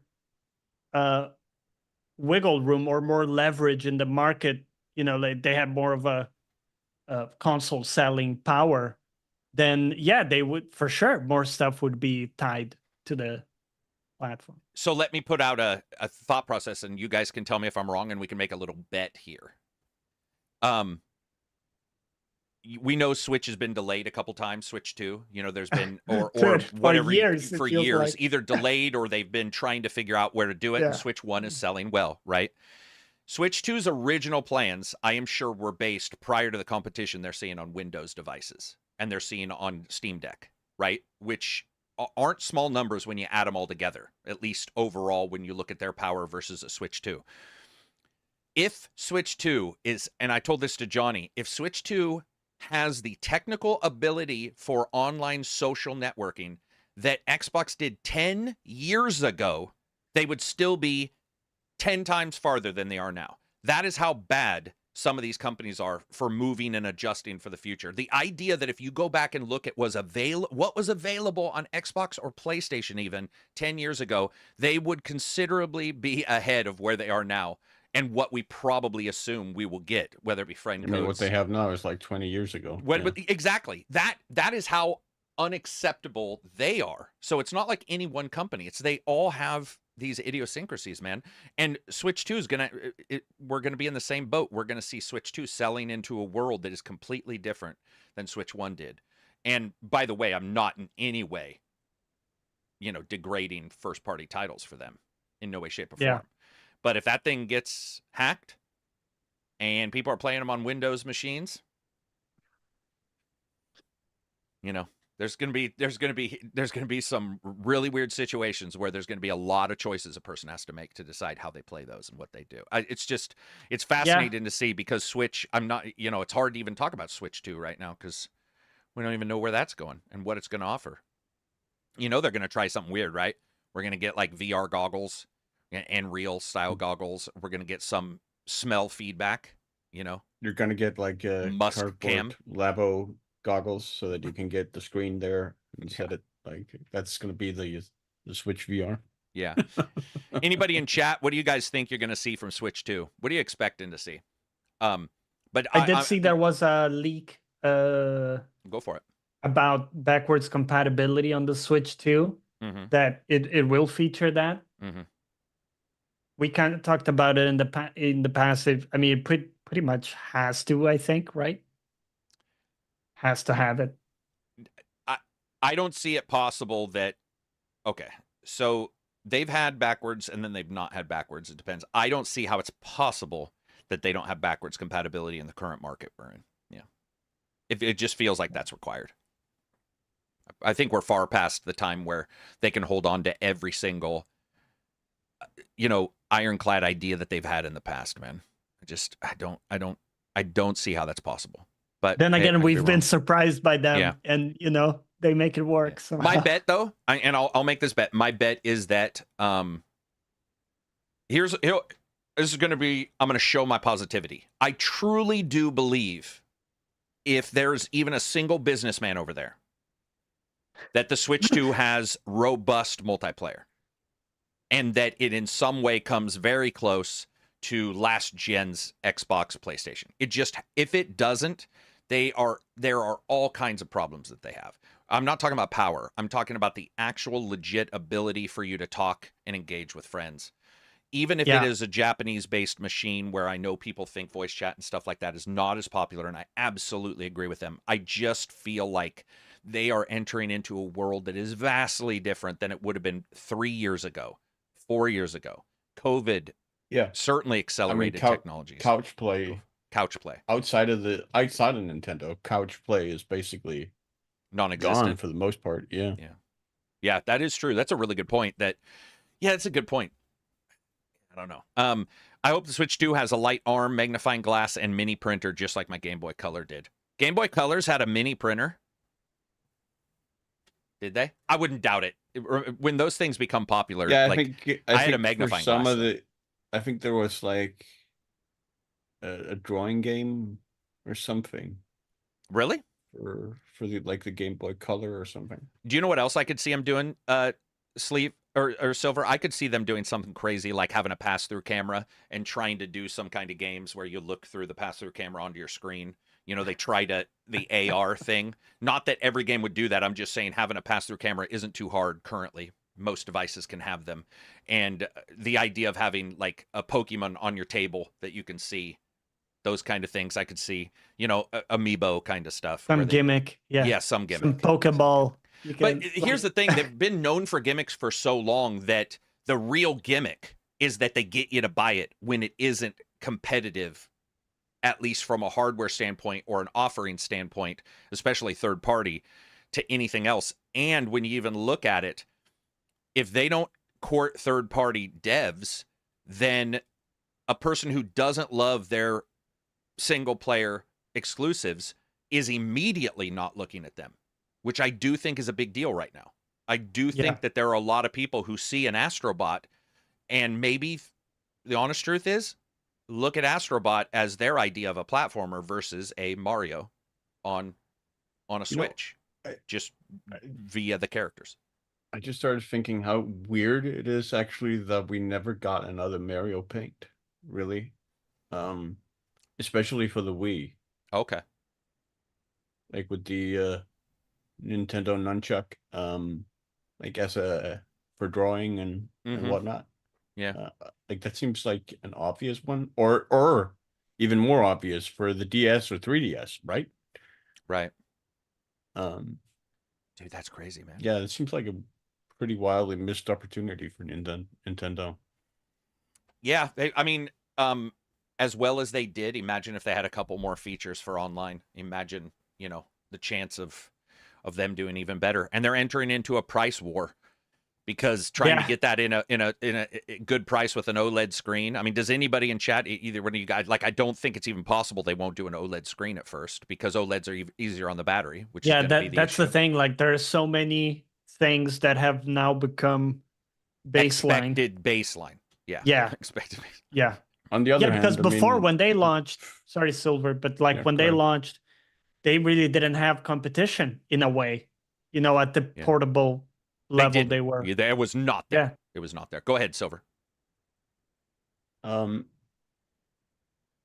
no, I lost my train of thought. Sorry. Okay. I think you were going to say something along the lines of that they never have fit the baseline. Were you going to say something along those lines? Because they really haven't. Like that they don't worry about baseline? Was it going to be something about... Okay. Because I would say I think that's fairly... it is something that I am thinking will change at least somewhat slightly because of the... No, yeah, I remember what it was now. Go for it. But I mean, you could also easily see them just do it standard and then release the better version later on so that they could hike up the price on that. Yep, they absolutely could. And I think it's...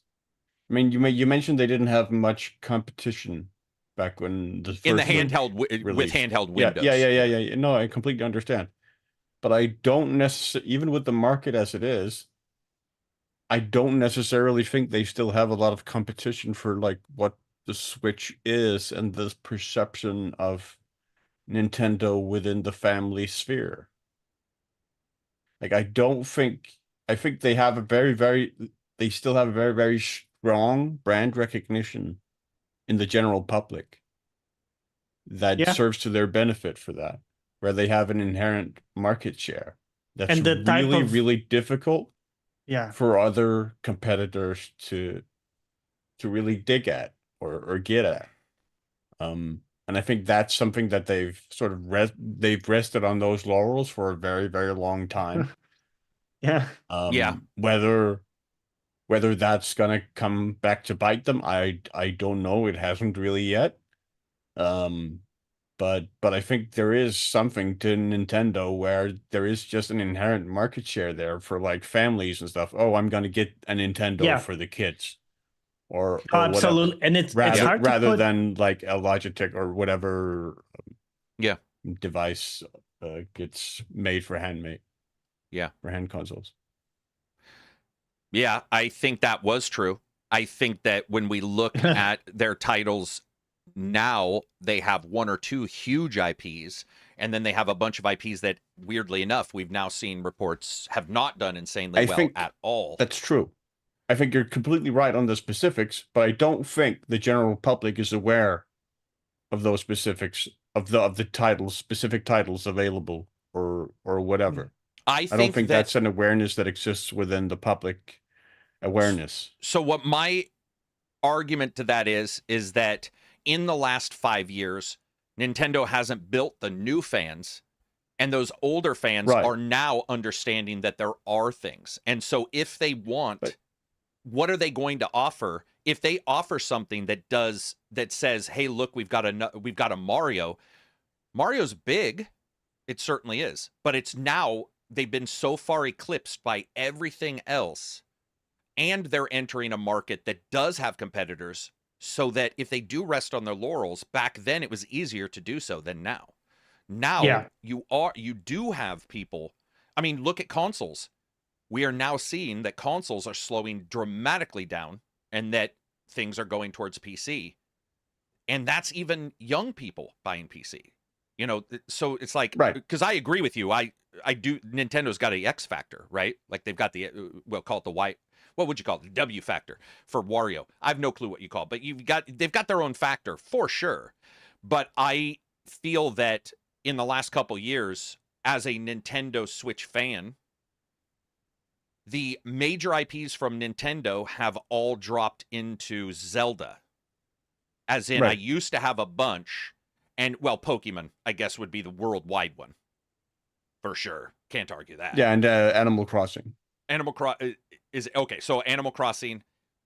So if they didn't, so you do that. But what I'm saying is, what used to be a plethora of huge IPs that were exclusive to them via time itself and sad development times or something has dropped down in the many years as we've gone forward, and it's really turned into a Zelda machine. It's really turned into a specific one-off machine, and that's, I don't know if that's keeping the family-oriented thing, because at some point the family-oriented thing has a very easy chance of moving to Sony. Sony is more family or I think there's a lot more stuff in your face that could replace it now than before, because when you think about it, and by the way, plethora, great word. Yeah, plethora is always a fun word. Yes, great word. But you know, there used to be such a thing as a type of household which would only have a Wii U. Right. You know, they would only buy that because that's the type of console, you know, like Wii Sports, all that type of jazz. And I think the Switch benefited from that in a large way, in a big way. But I don't know if Switch 2 will as much, because I do think, like you're saying, Carrick, now the options are a bit more in your face. You do have the Astrobots, or the things that are a little bit more overlapping with what was offered. I think also we're in this weird spot where if like you're a fan like me who's older and you know how hacked systems works, there's a bunch of people with emulators out there. If they do hack it, it does, even if it is a new IP that's an old IP, as in a new title, an old IP, something ancient, like a Metroid we were talking about. If those people who like those things may not take the extra step, let's say, to spend $400 plus $60 for the game. You know what I mean? Like that's a $460 game, when those people are more knowledgeable now. Gamers are more knowledgeable as we go forward. But as Silver said, they've got a whatever factor, and they do. They also have. They do. I think also. You mentioned they don't really bring in new players at this point, but I think the Switch. No. I think that's not what I meant, but Oh, right. Okay. But go ahead. Go ahead. I mean, the Switch did certainly, I think, bring in a lot of sort of new people to gaming, and I think a lot of those people invested in the Switch, and they've owned the Switch since, and I think they have a certain brand loyalty with that product that is going to likely, I would imagine, carry them over to the Switch too, regardless of whatever else is available. And I don't think they're people. I think they're just people who get the Switch and then just get whatever games are on there. I don't think they pay any attention to whether those games are first-party titles, whether they are broadly available or whatever. They just see them as available on the Switch, and then they just get them on the Switch for their kids to play with or or whatever. And I think those people, are probably likely to transition onto the Switch too.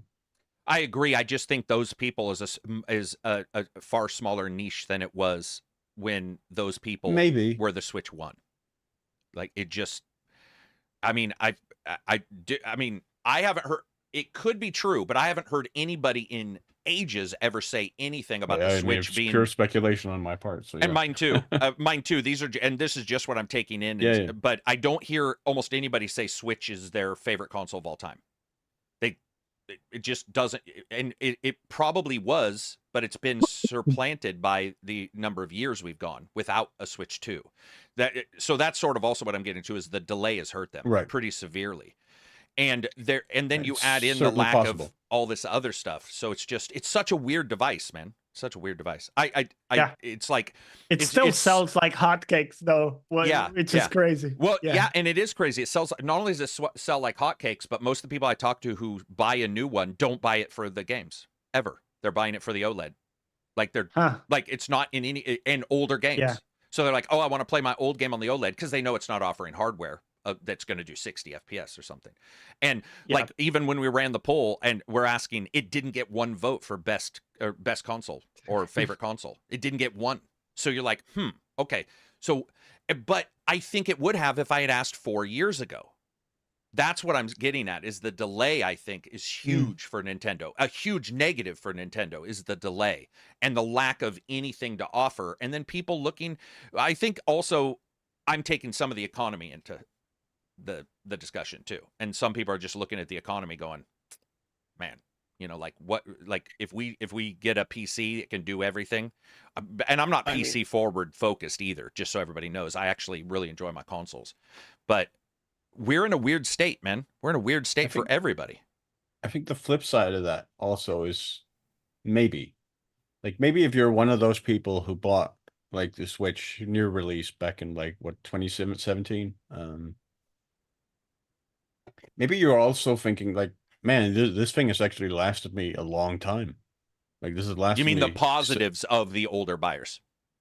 Yeah, like this has lasted me 7 years where I've gotten games and stuff, and I haven't necessarily had to, even if they haven't upgraded to the better screen or whatever. They've just kept their old system. Like, man, I've stuck with this system for like 7 years. I've gotten pretty good games out of it over that span and whatnot. It's been a pretty decent investment. That it makes sense for me if I'm going to get the Switch 2, and that's going to last me what, another 7 years. I'm not going to have to like worry about getting a PS Pro or whatever after 3 years or whatever. I think there's a certain appeal in that to people as well, especially for that casual general public crowd. Animal Crossing enjoyers.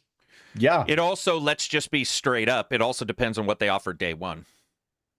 The economy is in a weird spot right now, and what I like doesn't mean what I can buy. And I'm in a better space than a lot of people I know who, what they like, not only is it what they can't buy, what they barely like isn't even a what can I buy.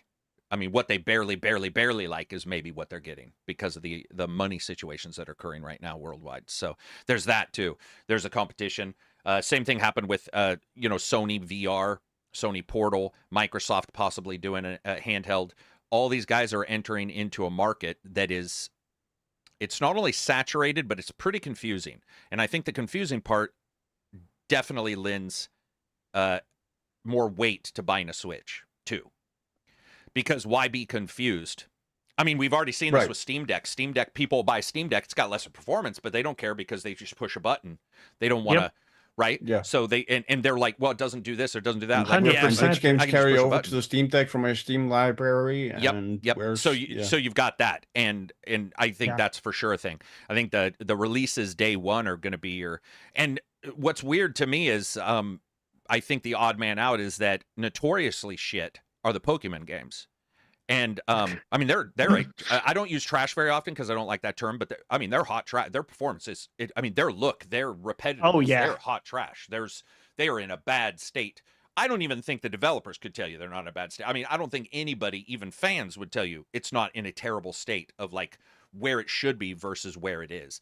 And if they release one of those day one and it looks a little better, boom, you could be successful for sure. You know, you could see Yeah. some great success there. ACG, do you think Switch 2 will have cross-compatible Switch 1? You mean backwards? Yeah. I think that's what Johnny was just saying. I don't see... See, that's the other thing. I don't see them dropping backwards compatible. That would be ridiculous. But again, every time I say, you know... Every time I say... You get proven wrong. I get proven wrong. Yeah. Switch is definitely... Silver brought it up. Switch has definitely got a factor to it that is... I guess I would say illogical, but... Yeah, because when has nostalgia ever been about logic? That's a good point. Yeah. The big question for me in terms of backwards compatibility is, what is the format of their games going to be for Switch 2? Are they still going to stick to the little cartridges? Because if that's what they're going to do, then yeah, backwards compatibility is likely, I think. Versus some medium we haven't heard of? Yeah, or a disc format or whatever, or they're going to switch to digital. Like you would think with digital, maybe they could actually... They could say only digital is backwards compatible, But, yeah. Can I point something out? If you look at building hardware, Johnny's done this with software. Whenever you're looking at your feature list that you're preparing for your software, one of the first things you say is, how does this feature list 1.2.b figure and connect to 3.2.b? If they go digital only, then what I am saying about the other stuff will have to happen. You don't move one part of the hardware forward a dramatic amount and then still have a shitty network card, which the Switch has. So then if you don't have a shitty network card and you have a better network card, is it only to deliver the digital, or is it to also improve live services? Okay, so then you say, well, we can improve live services and we can go digital only. At that point, then you start looking at what else we can do, and that's when it starts getting really gray. Because my personal belief is, and from what I think the rumors are, is that they're still going with a flash kind of, you know, camera memory systems, especially because some have gotten faster. But then guess what that requires for new games? Larger amounts of RAM, so that you can throw that into the RAM when you're playing the game. You need a faster speed. If you need a faster speed, and it's all tied together. Battery. If you have faster RAM, you know, like you might need a different system altogether. Yeah, it's good. It's fascinating. All good points. All good points. Like I said, that's why I brought it up, because I wanted to sort of see what everybody's thought process was. I mean, let's be honest, guys. Hall joysticks. You've got that. Joy-Cons. You know, I hope what's their form factor? Another baseline, by the way. It has to. The joystick, you know, because that just seems... They lost money. We know that they had a lot of returns. They lost money. I think going with any kind of old style sticks is more harmful for them. I don't see... I think from what I understand, the cost-wise, Hall effect is just where it is cost-wise even. And then when you look at returns, it's like, why would we... Like, why put it in close? Yeah, it's not even close. So, as Bit says, Hall effect is nice. Yeah, they're great. And they're great for the reasons exactly which the other ones weren't, which is stick drift and, you know, all those kind of things. Yeah, man, it's exciting. Okay, so the next question is, like, screen size? Do you guys still think it'll be that small screen size? I think it probably will, which doesn't please me, but I don't see them going with a much bigger screen either, which means Joy-Cons will be the same size. Especially if they still want to call it handheld. Well, true, because that thing needed carpenter's pants. That was the big joke. Is like, we call handheld means nothing, or portable, I guess is what I should say. Right. I should change it to portable. Handheld, yes, you can hold it. You can hold the Legion, but you're not putting your Legion into your pocket, and you're not putting a Switch in unless you have one of those like side pockets that's an entire backpack. Like I said, or carpenter pants. You know, if you're a person who rocks the Jort carpenter pants. Yeah. Or what's the name of that like thing? The bag that people wear on their hips, like the fanny pack? Like a big fanny pack. Yeah, big fanny pack. Yeah, dude. Maybe they'll sell that. Maybe you'll get a fanny pack in the thing.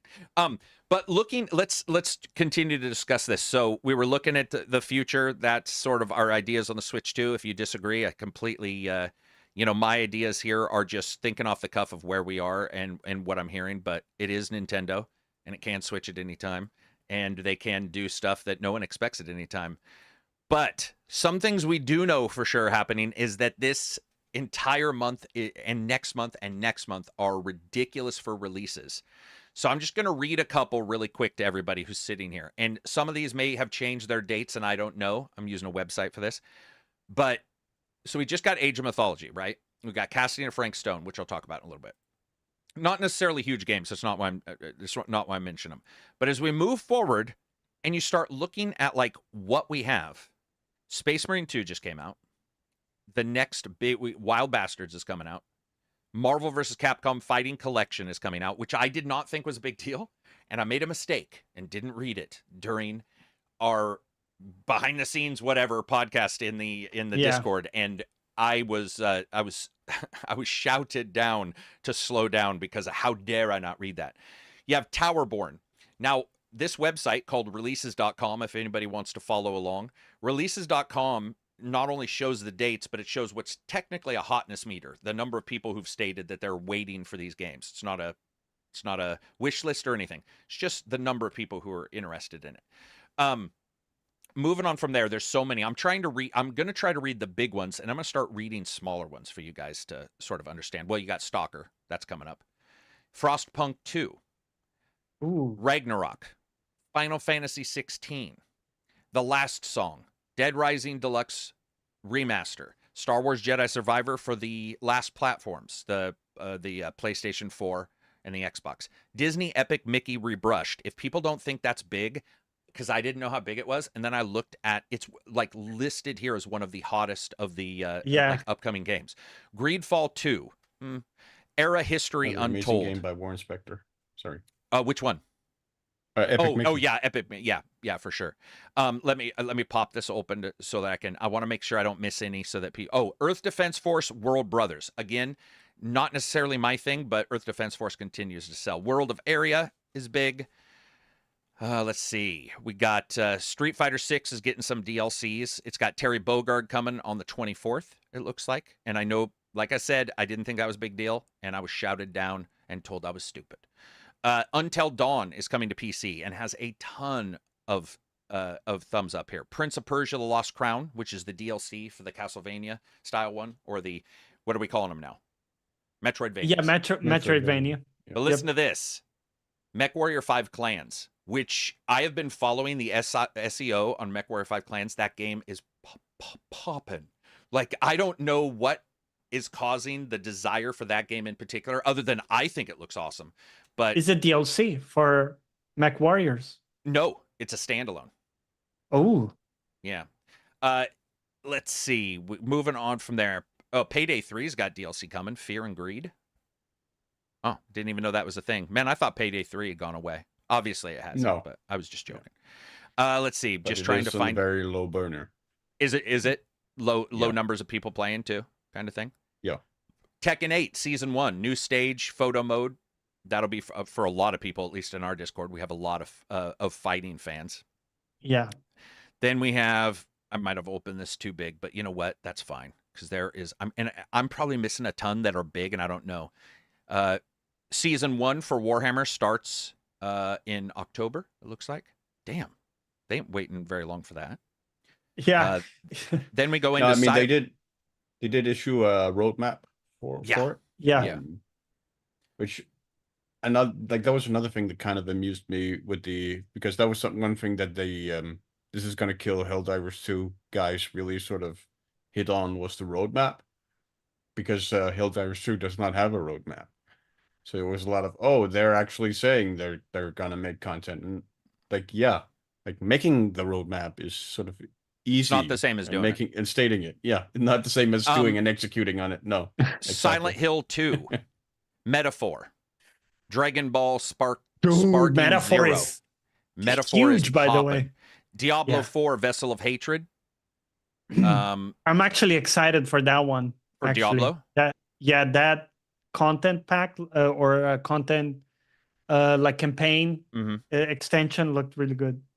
And then we get into Life is Strange Double Exposure, which I know isn't for everybody, but it is on the list as a pretty highly anticipated one.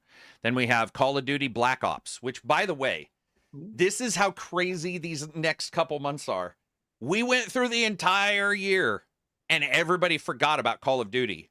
Even though everybody had it planned, I could not figure out why, and I realized it when we got to the end. every single person, there was no question they were getting that game.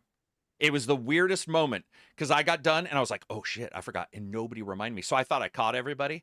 And I was like, also, one little one I missed, Call of Duty. And I just heard a bunch of people go, that's for sure already. And I was like, okay, that's pretty crazy when you consider just how, how many, I mean, it isn't even there's no discussion about it. It's like, that is for sure. It's like EA Sports games. Yeah, right. Absolutely. Right. Sonic's X Shadows Generations. Not quite sure that's for me, but it is on its way. Stalker comes on the November 20th. Then you have Assassin's Creed, November 15th, very close together. Then you have Solid Gear Delta Snake Eater, which is November, it just says here. Somebody in chat, if you know the exact date, I would love to know. Then you have Lego Horizon Adventures, which is the one that they just announced. Then another title we forgot, and it's huge here, Microsoft Flight Sim 2024.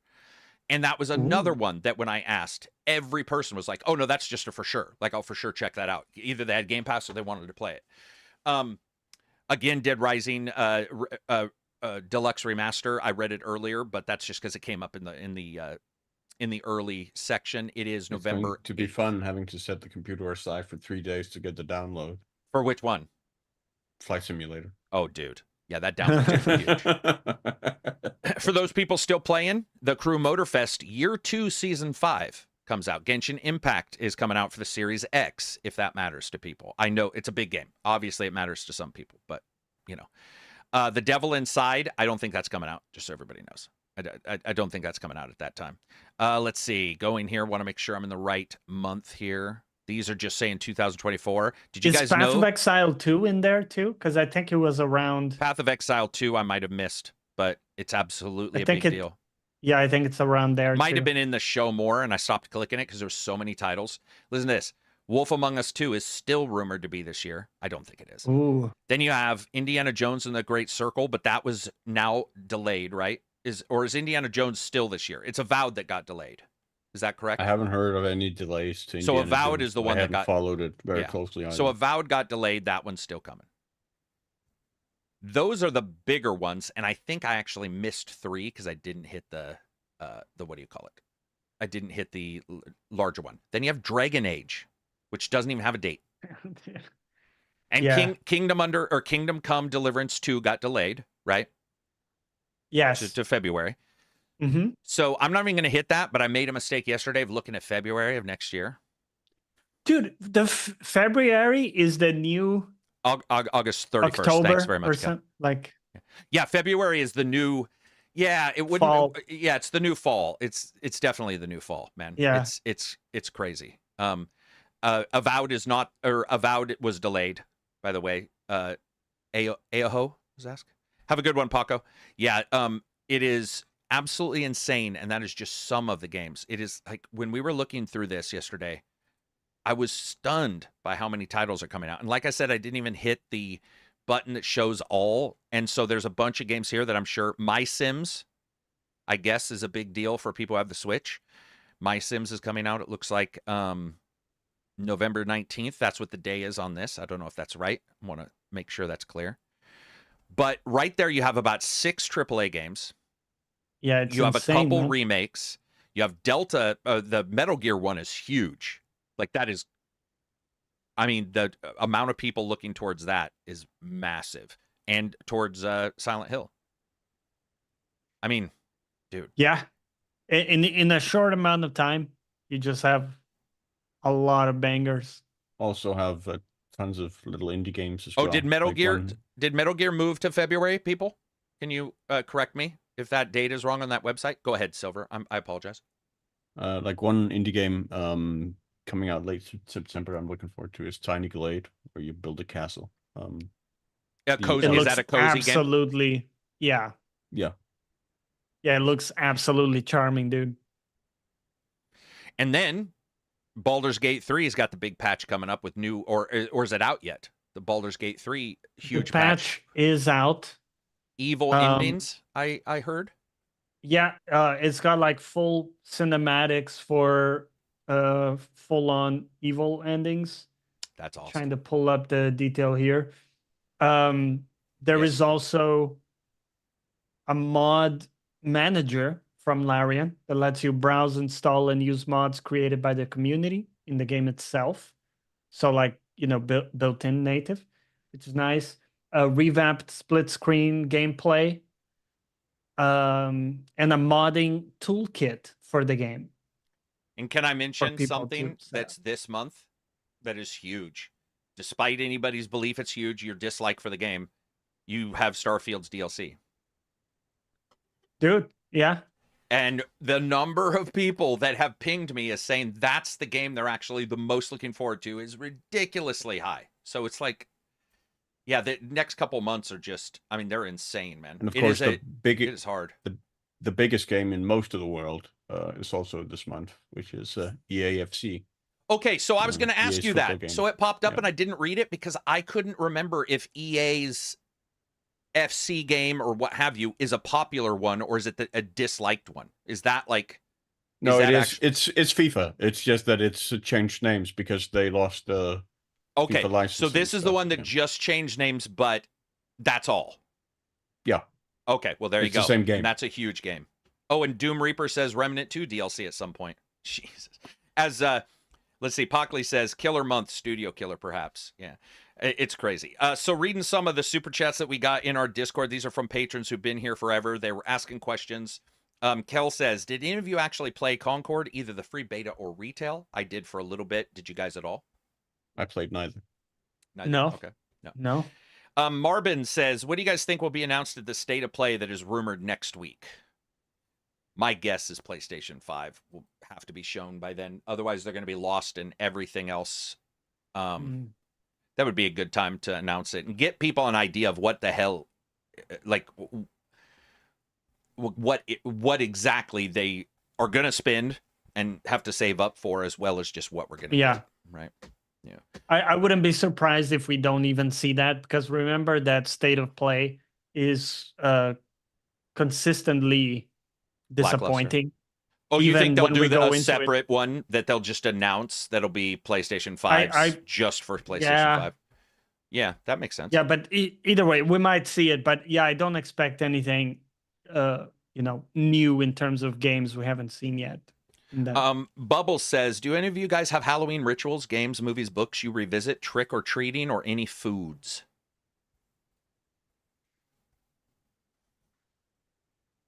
Yeah, no, both. but I'm looking to create some Halloween traditions. So I am actively researching this year what are really good either horror series that I could binge or movies or something. That's to fair. That effect.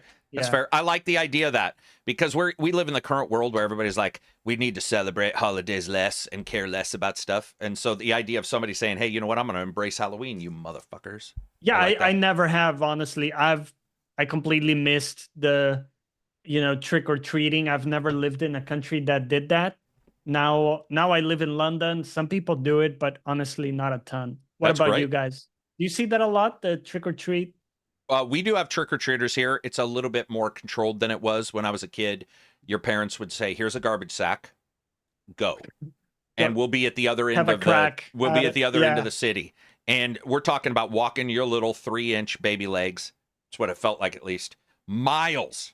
Because you would hit everything and an entire bag. And now most of it's done at schools.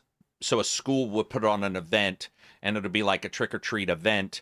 And they'll test candy and all that kind of stuff. Just typical safety measures that we do now and we've had to do in the last, 10, 15 years, which is unfortunate, but that's just the way it is. But Silver said he did have at least 2 for Halloween. I misunderstood the question, but what we have, we don't really have Halloween here. We have an alternative holiday that's kind of Halloween, but it's in February, called Fastelavn, where there's a very creepy tradition. I think maybe I've talked about this on the podcast before, called knocking the cat out of the barrel. And you basically take a wooden barrel and a line of children. It's a bit like a Mexican piñata. It's just a wooden barrel. And then there's a cat painted on it. It's full of candy. And the kids whack at it with a bat until somebody cracks it open and the candy pours out. And it goes back to olden days where they would put a black cat, like a witch's cat, in the barrel and beat on it. Yeah, in the A real old timey cat? tradition Yeah. Oh, I of don't sure. support- old northern Central Europe. Yeah. Yeah, cat's got the raw end of the stick on that one. I mean, no Yeah. cat's Yeah, coming out of that but one. What but are- as part of what's- but as part of that holiday, kids would dress up, and go trick or treating. Is similar to Halloween. That's not okay. What's the cat done? He just was Black cat. like, Well, And you're he had a witch owner. you're a witch's familiar. Yeah, Yeah. you're Yeah, but Satan's th- spawn. Yeah. but you didn't choose to be. Like the witch just. Well, yes, you did. You're in communion with the Did devil. you? Yeah, you're in communion with the devil. Yeah, it was directly the cat's fault. Like, yeah. Oh man. For us, I play Bully on the PlayStation or Xbox. I used to play Bully. I'll play it on PC probably this year. I like to play Bully. I like to do the Halloween time in Bully. I think Bully's handling of seasons is really nostalgic. Probably Life is Strange because they do a little bit with seasons. I'm a big fan of games that have that overlap with seasons. For example, Christmas time is Christmas Nights because it just reminds me of Christmas. I love that kind of stuff. It's very difficult these days to really do anything though, due to safety measures and due to COVID or what have you. It's like, or due to, well, not that anymore, but you know what, due to just various different social reasons, we don't have as many events as we did when I was a child, and I wish we did. I wish we did. Actually, we also have another creepy witches holiday, which is in midsummer, like the longest day of the year, which we call Saint Hans's Eve, where you light up a big, huge bonfire, and then you put like an effigy of a witch on the bonfire, and you burn the effigy. What's with the witches, man? You guys are obsessed with.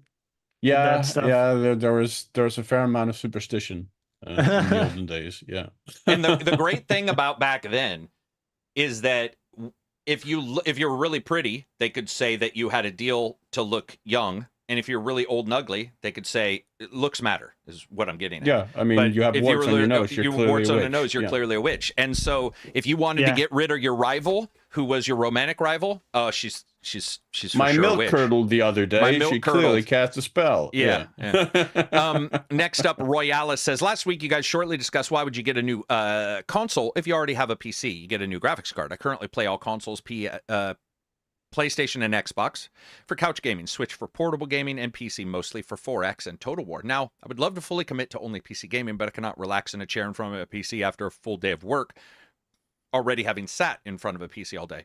What are your solutions for couch gaming with PC? Extra cable from PC or TV, extra mini PC next to your TV. Do you even play on the couch sometimes? Anyways, thanks for the great podcast. So because that was about us, I do want to point out here, I think we're all actually believers in whatever you play is fine. And I certainly would not ever say to just randomly get a PC. I don't believe that. In fact, I think for a lot of people, console makes way more sense for them, Oh, for especially sure. when it comes to cost and when it comes to where Yeah. it is, and if they already have a PC that isn't really set up for games. But I would say if you're trying to make the transfer over, you just have to figure out a way to get the video line to the television, which is difficult because many people have their damned computers in their bedrooms. So if they have the computer in the bedroom, it's like, oh, I want to do the computer in the bedroom, but I also want to be able to do it on the TV. There are splitters and stuff you can do. And then, of course, a wireless controller. You can do it. And I play PC games many times on my TV. However, I do find myself getting alerted more than I do on my console, alerted to a Discord message, or alerted to this, or alerted to a new email or whatever. So I do have to put my PC sort of in silence mode and play it. But it's pretty easy. You just have to get the line over to the television, and then you have to get a wireless controller. Not too hard, but it is extra. And I do want to point out, hopefully you don't think we were saying that, because I don't think anybody here would definitely say that. It doesn't make any sense, because I don't think anybody anybody here has ever been like that. We usually have a little bit of everything. In our group, Reg had a PS5, Silver's got an Xbox and PS5, or just Xbox. Yeah. Yeah, he's got both. In fact, Most of dude, us have Switches. I have like the perfect setup to play a PC on the TV or my monitor, Yeah, I've done that as because well. I have my my computer desk in the middle of the room instead of against a wall, as you can see. So the TV is right opposite my PC monitor, so it's extremely close to the PC. So I just run an HDMI cable directly Yeah. to the TV. So, and yet, despite having that easy setup, I always play on the PS5 if I want to be on the couch. Yeah. Because of the simplicity, I know I'm not going to have to like adjust the screen for a game or Right. have to fiddle with things. Like you said, I'm not getting alerts for different things. I know that I'm just booting up a game and I can lay back. And so I definitely embrace the comfort of console for TV, for sure. Yeah, maybe lack of complexity there. Once you set it up once, you should be good. But after that, Yeah, and there are still little have things issues. that There are pop little up, things right? that pop Like up, yeah. it's just that could be a Windows thing too, where it doesn't see the audio output, and you have to go over and be like, click, click, click. Go ahead, Silver. And especially as consoles also are getting more and more PC-like. Absolutely. I mean, look at Discord. Yeah, all Discord. the apps and whatnot, Yeah, people streaming games from their Xbox to Discord. I know more people now who aren't getting up to their PC at all and are on their Xbox. Well, like yesterday, I think we had 4 people streaming from their Xboxes, and then they were just talking to us through, whatever the connection is, and they were just playing their game on their system. I mean, most everybody I know on the console is doing that. Not PlayStation. I don't think they allow the streaming yet, but which is always weird. That needs to get updated pretty quick. But I do want to just point out once again, that wouldn't have been us saying not to. We would have probably just described why. The idea, I firmly do see people saying that they should just go PC for everything. And I, at least currently, don't see not only a financial reason for that, but I mean, if you want certain games, they just won't be on there, depending particular timelines. So whatever you decide to do, and works for you. Kinds of games you enjoy playing as well. I mean, if you're just like someone who enjoys playing FIFA or whatever, doesn't necessarily make a whole lot of sense to buy an another expensive device PC. Yeah. I don't know about you guys. There is something I used to talk about this at work when bosses would go, or when I was a boss, it was fine. But put your feet up. There's something comfortable. We always joke about like your heart's like, thank you, man. Appreciate you taking the extra stress. You put your feet up. You sit back, you recline, you grab your controller, regardless of whatever you're playing on. I'm saying I do get the idea of some comfy playing. I like it. One place I'm never comfortable for long periods of time is bed. I'm not comfortable playing anything in the bed. Like I find myself, I'm never. I don't know what it is. And I've tried, with the Steam Deck and the Switch. Like I've tried so many different angles, and then I'll go and. Either my hands cramp up or like I'm uncomfortable. It's and I have a bed that lets you adjust the air pressure. Oh, yeah. So like I'll turn it down if I lay on my side, so your arm's not crinked too hard against a hard bed. Because I like to sleep on a hard ass bed. Like I like it. To Do you? Just like a 10. Like there's and if it goes down in the middle of the night, a 10. slab. Just But when I'm playing on the Legion or I'm playing on the Switch, I'm like you guys probably, where I have to be comfortable, otherwise it intrudes into the game. And I explained it to a friend like this. Vignettes in some games where they'll vignette the sides. I swear to God, that's what comfort happens to me. I'll be playing a game and my elbow will hurt a little bit. And then after an hour, a foot will hurt a little bit. It starts impeding on the game. Like, and I realize I'll be all, oh my God, I've got like a comfort vignette or lack of comfort. It's like, it's closing in. Okay, I got to figure out, I got to move to a different position or a different seat or what have it. I also don't like to sit a bunch for that kind of stuff. I play some games standing up. Mentality is different standing up. Studies prove this, that there's different things you do better sitting down or standing up, and depending on where your screen is, looking down, up, there's all kinds of weird idiosyncrasies the human body has. But standing up playing a game can be fun. It's just that after a while you get shopper's back. Like if I have to go shopping with somebody, my back will hurt instantly. But if I'm shopping for myself, it never hurts, and I'll be all, what the hell? Funny. Yeah, so I'll be like out with family, and they're like, let's look at dresses for a second. I'm like, oh, fucking shopper's back. Like, but if it's like not sporting goods, but if I don't know, video games or whatever, I have no issue. I don't know what that is, but that's awesome. But Royalists, I hope you enjoy whatever it is, and if you need help, you can feel free. I appreciate you being a patron, man. That rocks. You guys help out the channel, and hope we answered that in full. Kel says GreedFall 2 is supposed to be released soon, but Spider's developers are now on strike. How do you expect this to impact the release? We talked about this a little bit, I think, last week, prior to the strike going active, but they released a 10-page document basically hammering the shit out of everybody at Spiders, all the developers, they had pictures and cartoons in this PDF. There's a lot of thought. Yeah, I was gonna say it really impressed me, like the lengths. The to lengths which, at which they that went was, to prove their point. Yeah, Yeah. dude. I think that game is in deep shit. For sure. That's really I think unfortunate. it was in deep shit prior. I think early access for an RPG that is basically considered that B-level jank classic. That Are they doing like multiplayer in it? Is that why? Like the I don't early know access? if it's multiplayer. Okay. I just know that they've changed the battle situations. They've changed the way the combat works. And early access for that already struck a really negative chord. And then their comments about it, the developers' comments, were basically stating if it releases, they will feel utter shame. Shame was used. The word shame was used at its quality. And I was like, dang. Damn. Yeah, that's rough. That's rough. You know, Yeah. It's rough when the people releasing it are just basically saying, like, if this goes out, we will be, you know, in utter turmoil. Yeah. And so, yeah, it's too bad. I don't know what's going that's on not with that a dispassionate word, like it's not gonna do well or something. It's like that's emotional, you know, that's yeah. deep. Yeah, and they had a lot of complaints. Silver, did you get a chance to see this at all? No. Okay, so long story short, the developers who were working on it, they supposedly been working under shit conditions for a long time, but it's not just one condition. I think we talked about some of that last week. We did. As well. Yeah. And it's every condition you can think of. It's every complaint that you've ever heard. It was ridiculous. It was just like shabow, boom, boom, boom, boom. It was this complaint. It was sexual harassment. It was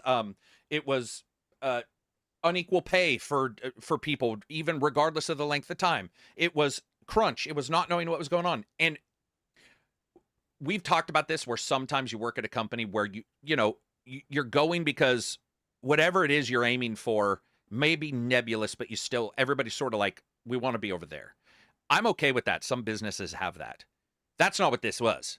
This was every single part of their business. There's so much smoke here. There's got to be something burning. Exactly. Or been burnt, right? Like it was, and again, I am a person who firmly wants to know the truth on stuff versus the social zeitgeist. I mean, I'll back somebody if I know it, but it's like, oh, this is bad. I'll be like, okay, well, we sort of need to know what this is bad means. They were pretty clear. When you're drawing cartoons to prove something, that is like, I mean, it was sort of, I would never want it to happen to somebody, but I actually giggled a little bit, not towards them, but like, whoa, that's some serious amount of energy they put into this big doc, and a smart way of doing it, really, too, because some people need a picture, and I know that sounds dumb, but some of their pictures were like that's very real. Yeah, some of their pictures were like 3 cells, but I read the 3 cells and I was like, oh.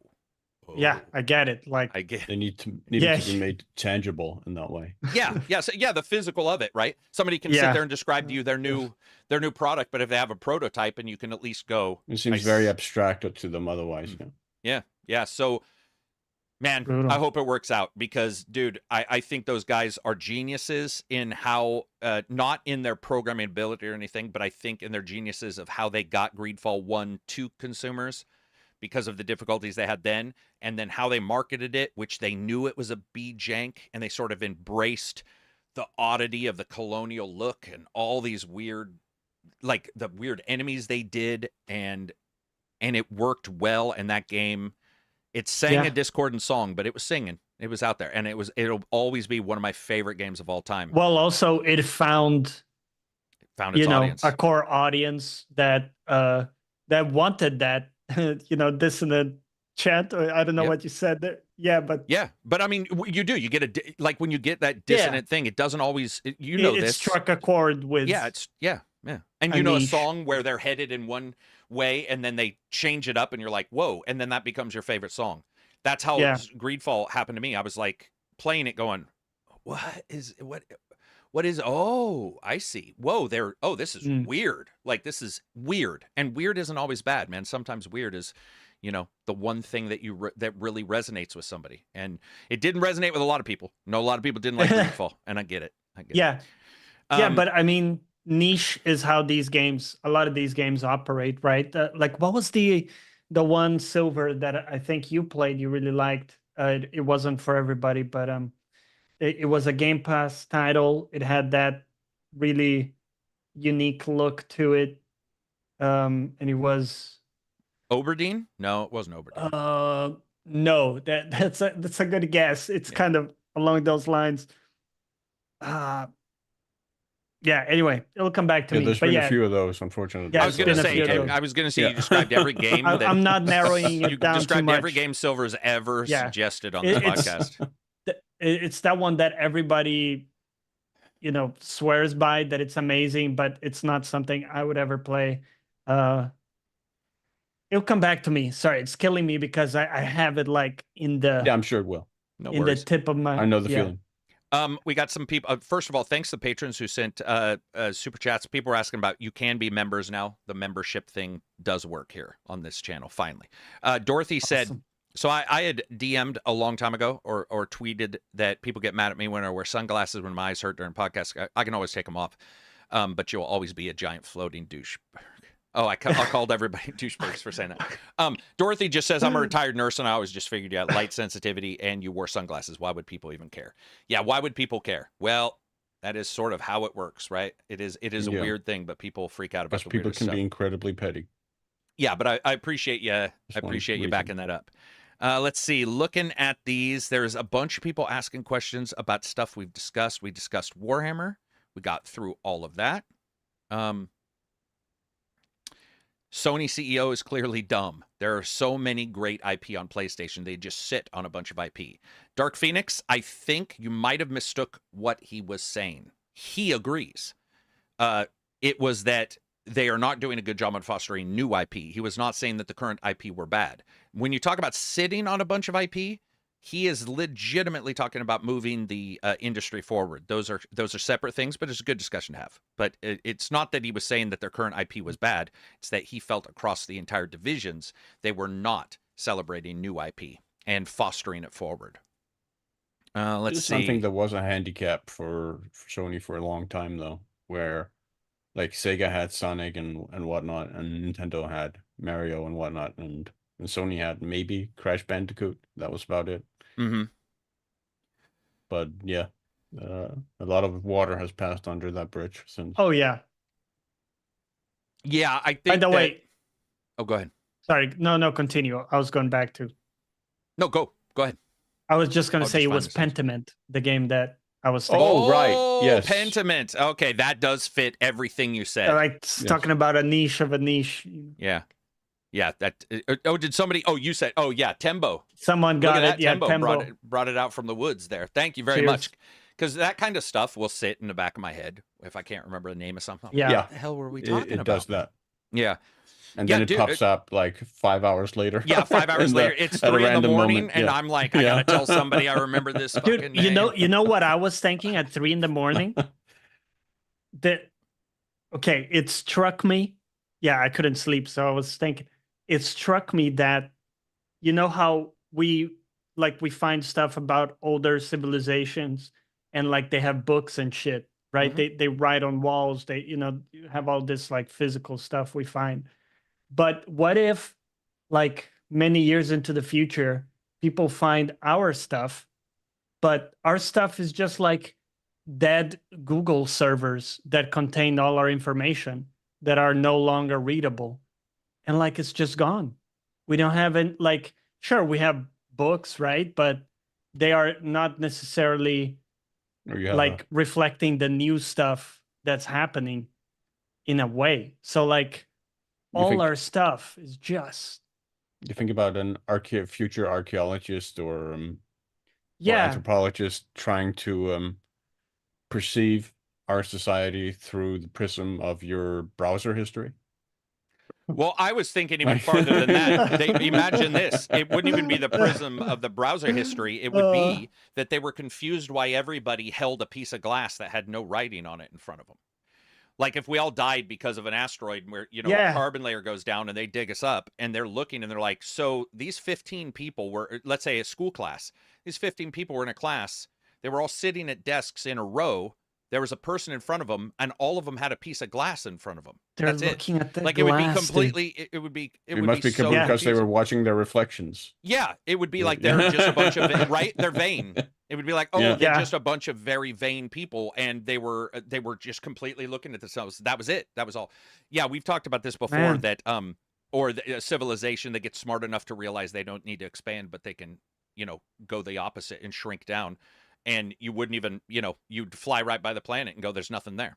A1 Angle, $10 super chat. With your crystal ball, when or do you predict GTA 7 will be released before 2035? Oh, okay. So GTA 7. If GTA 6 releases in 2026, GTA 7 will be after 2036. 10 years. 10 years? 10 years. Damn, dude. Yeah. In fact, I don't think it will Oof. even. I think the format we are all talking about, what we're playing right now, and how we play, will have adjusted quite. I'm not saying we won't be sitting in front of screens, but I think screens will be antiquated in some It's way. just playing inside our brain or something. Maybe, or just devices that have a way of displaying a bright enough picture that you just look at it. We've already got transparent TV screens. Those have been popping up now at all the big events where they're trying to show how a piece of glass that slides up turns opaque and then goes back to transparent. There's all kinds of stuff that I think will change, but I think by 2026 GTA, it wouldn't. Yeah, things will be so. I mean, it'd be 10 years. It's 10 crazy to think. Yeah. That's not even that much time, by the No. like, in the grand scheme of things. I mean, 10 in the grand years. scheme of things, if it released today in 10 years, there is a very high chance, unless, I go out on a fucking diet of pork rinds and cheese, we'll all be here talking about games. Or Pop Tarts. Or Yeah. Pop-Tarts. Well, look at that podcast. We're all using Zoom, right? Okay, so just go back 10 years. There wasn't even the ability to do this other than like Skype. That hasn't really No. changed, right? We've sort of We adjusted started on there. Skype, yeah. Yeah. But one thing that has changed dramatically is look at how communication has completely adjusted. You were talking about going insular a little bit and like Yeah. people seeing digital. Currently, a great deal of discussions that occur there's no record of them because they're in discords, separated discords all over. Game Discord, Patron Discord, blah, blah, blah. They're not on a forum anywhere. Remember when forums were, you write something down, that's for everybody. That's forever, right? Yeah. And then you have WhatsApps and stuff that just pop and they go away. You have all these kind of things. So, I mean, even how we discuss games will be different. It'll be, and we've seen podcasts just recently. We were talking about this earlier. We see a lot of podcasts dissolving pretty crazily and pretty quickly. We see big groups of people say, we're going to do a Patreon, we're going to do a podcast. Boom, it evaporates after a small amount of time because they don't sustain themselves. People have to switch and adjust to the new technologies. I think, I don't know what it'll look like. I would assume we'll all still be sitting here, but it'll probably be, I would assume they will have cameras in the bezel because we've already seen those. You won't have the big setups. But I think for a game, I just can't see them doing a game in the same style. Like, I don't know. Would you have like, see, that's the thing. Yeah. Laziness comes into it because whenever I talk about VR, I'm like, yeah, man, let's go out. Let's do some fucking let's do some sparring in VR. And then 5 minutes later, you're like, dude, come on. I already did sparring in real life. Like, I just want to sit in front of my pancake TV and watch something. So you've got that too. Yeah, it's going to be an 100%. interesting time. Yeah, it's going to be It awesome. will be to see. weird, man, because like technology doesn't advance linearly. So No, it explodes in sections. Yeah, man. so you can't take like the past 10 years and extrapolate saying that's what we advanced in 10 years. 10 years from now, we will advance a similar amount.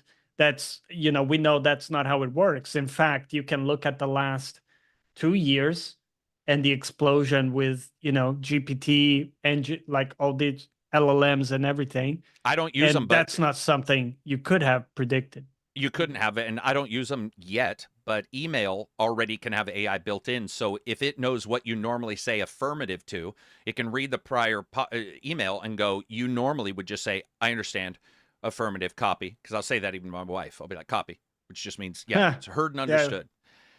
And that's already replacing that. Then you start getting email, where it's like, I can respond. So let's say you respond to an email and it says, if this person responds back, do you just want me to auto respond? So then you have an auto respond going out that you never even see, but because it's trained on your data, it knows what the answer. Oh, dude, It's weird. Yeah. Like I could see times where I'm like, hey, Johnny, podcast tomorrow. And you're like, yep, I'll be there at 10:30. And that's an AI response. that's an AI response instead of Johnny saying he'll be there at 10:30. It's that Yeah. you are, because all your systems are indicating everything. Yeah, it's just set up. Yeah, it's just dude. And then I'm talking to your bot's talking to my bot. Silver's got a bot, and then we're like, Silver said yes, but was that him saying yes, or was that? Yeah, it's going to be a crazy time, man. It's going to be awesome. I would say 10 years though. A1. I think it's a good question, but I think 10 years makes perfect sense. Moving on from there. No, go for it. That makes me reflect a little bit, because like my birthday's coming up next week, and as you mentioned last week, this October actually will be 9 years that we've been doing this. Like 9 years where this has been your Friday morning and my Friday night. The podcast, 9 years. Yeah, like it's a long time, dude. That's crazy. And I mean, you asked last week why I've sort of stuck around, and I think like this podcast really has had a very great significance in my life over these 9 years. Like I don't talk a lot about the stuff I do outside of it, because I don't really feel it's the place for it, but like I do a lot of like activism, volunteer work, and sometimes in that work, you come across a lot of very, very difficult stories, and you encounter a lot of suffering, and suffering on a scale that is like difficult to imagine. Like I've helped tutor refugee children, children who have been through some of the worst circumstances you could ever imagine, and talk to their parents and whatnot about their experiences and whatnot. And so being able to sort of get here on this platform once a week for 9 years now, to just unwind and uncouple from all of that and just talk about games has been an enormous relief and release valve for that, and enabled me to sort of continue that work without going insane. Yeah. Yeah. And I don't know about you guys, but it kind of feels like a checkpoint in my week, because it's also placed at the end of, because I work Monday, Friday. So for me, it's like, okay, I'm done with work, and, it's time to sit back, get a drink, and just kind of relax, talk about stuff. So and it's always been a highlight. Symbolic. Yeah, for sure. It is funny too, because like sometimes I'll be all, we don't have much to talk about. And then people have asked, they're like, man, you guys, you don't miss many. We miss some when I had no power. It's like, for the most part, we don't. And even my family would be like, okay, so Friday we're going to come down. And I'm like, nah, man. Not. My family knows. They're like, no, my family Friday, knows too. We'll have Thanksgiving, and they'll be like, okay, so you're coming Wednesday night to Thursday, so you can go home Friday to do the podcast. Like they're just completely are like, that's like the thing. Yeah. Well, yeah, that is the thing. Because I agree with Silver. I wasn't aware 9 years. I mean, I was assuming it was long, but that is the thing for a lot of people. When it become game releases do this for people, where they sort of tally a game release in the same way. It's like, in 4 years we're going to get this. Or some people do it with NFL games, where every year they're jumping in, and that's a thing to them. And I may tease it, but I actually do understand where they're coming from, because it is funny that at the end of every Friday, I'll be like, we can wrap up what happened prior. I get it out if there's a bitch, or if or there's something awesome, and then you move on, and it's really easy to look back and be like, that's last week. Like whatever happened last week is last week, and then you move on. And it does also keep me a little bit sane too. The reviewing does too. I see a lot of people who, like, I swear to God, man, it seems like they're not happy with whatever, or even game players. And I'm all, dude, you need some way to laugh at it. Like, there's try and shift your perspective a little bit, because it does seem like a very healthy perspective you're maintaining. And a certain Insomniac of caffeine, I'm assuming. Oh, that's what I wanted to talk about too. Remind me, I wanted to talk about Insomnia for a second, because I have a funny story. $99 super chat. I appreciate you guys all the time and effort you put in the podcast. Here's to many more years of podcasting ahead. Hope you have a good weekend. Thank you very much, man. Absolutely appreciate that. Personal note, thank you so much to everyone who's followed this podcast over the years, all the people who have stayed with it, all the people who have left and come back, all the new people, whatever, and especially all the people who have reached out to me very kindly over the years.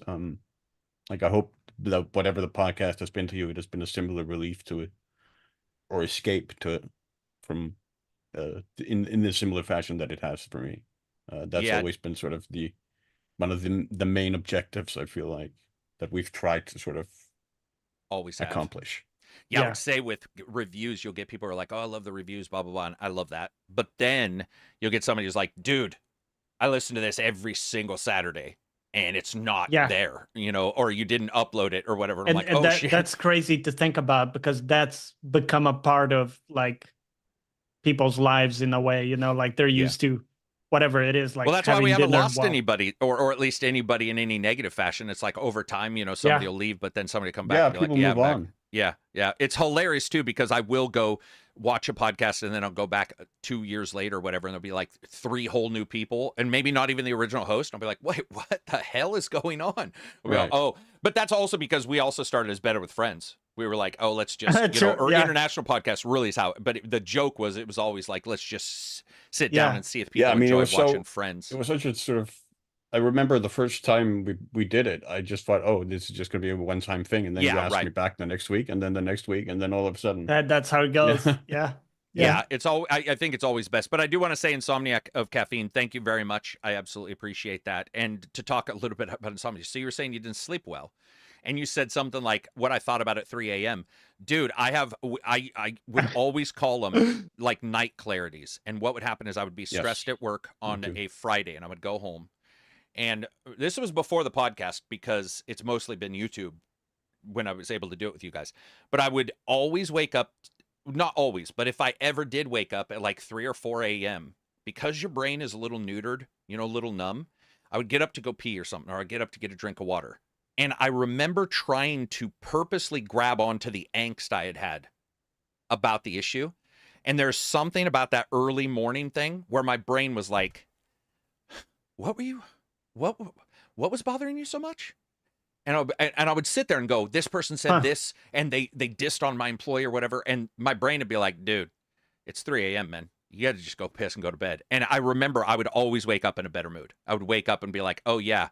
You know, they say sleep on it, but I sort of like it allowed you to process. Yeah, but the I thing liked waking up, and it's almost like your brain is clear of not emotions, but it's a little numb. It doesn't react as quick. And I'd be like, yeah, that's not Yeah, as it's big not of a a deal. big deal, man. You know, Yeah. it's just sort of life. And then you go to sleep, you wake up the next day. Maybe you'd be pissed. I don't know. But I definitely notice like night clarities. It's awesome for me. It doesn't happen all the time, but when it does, I'm like, oh, thank God. I'm almost happy I had to wake up.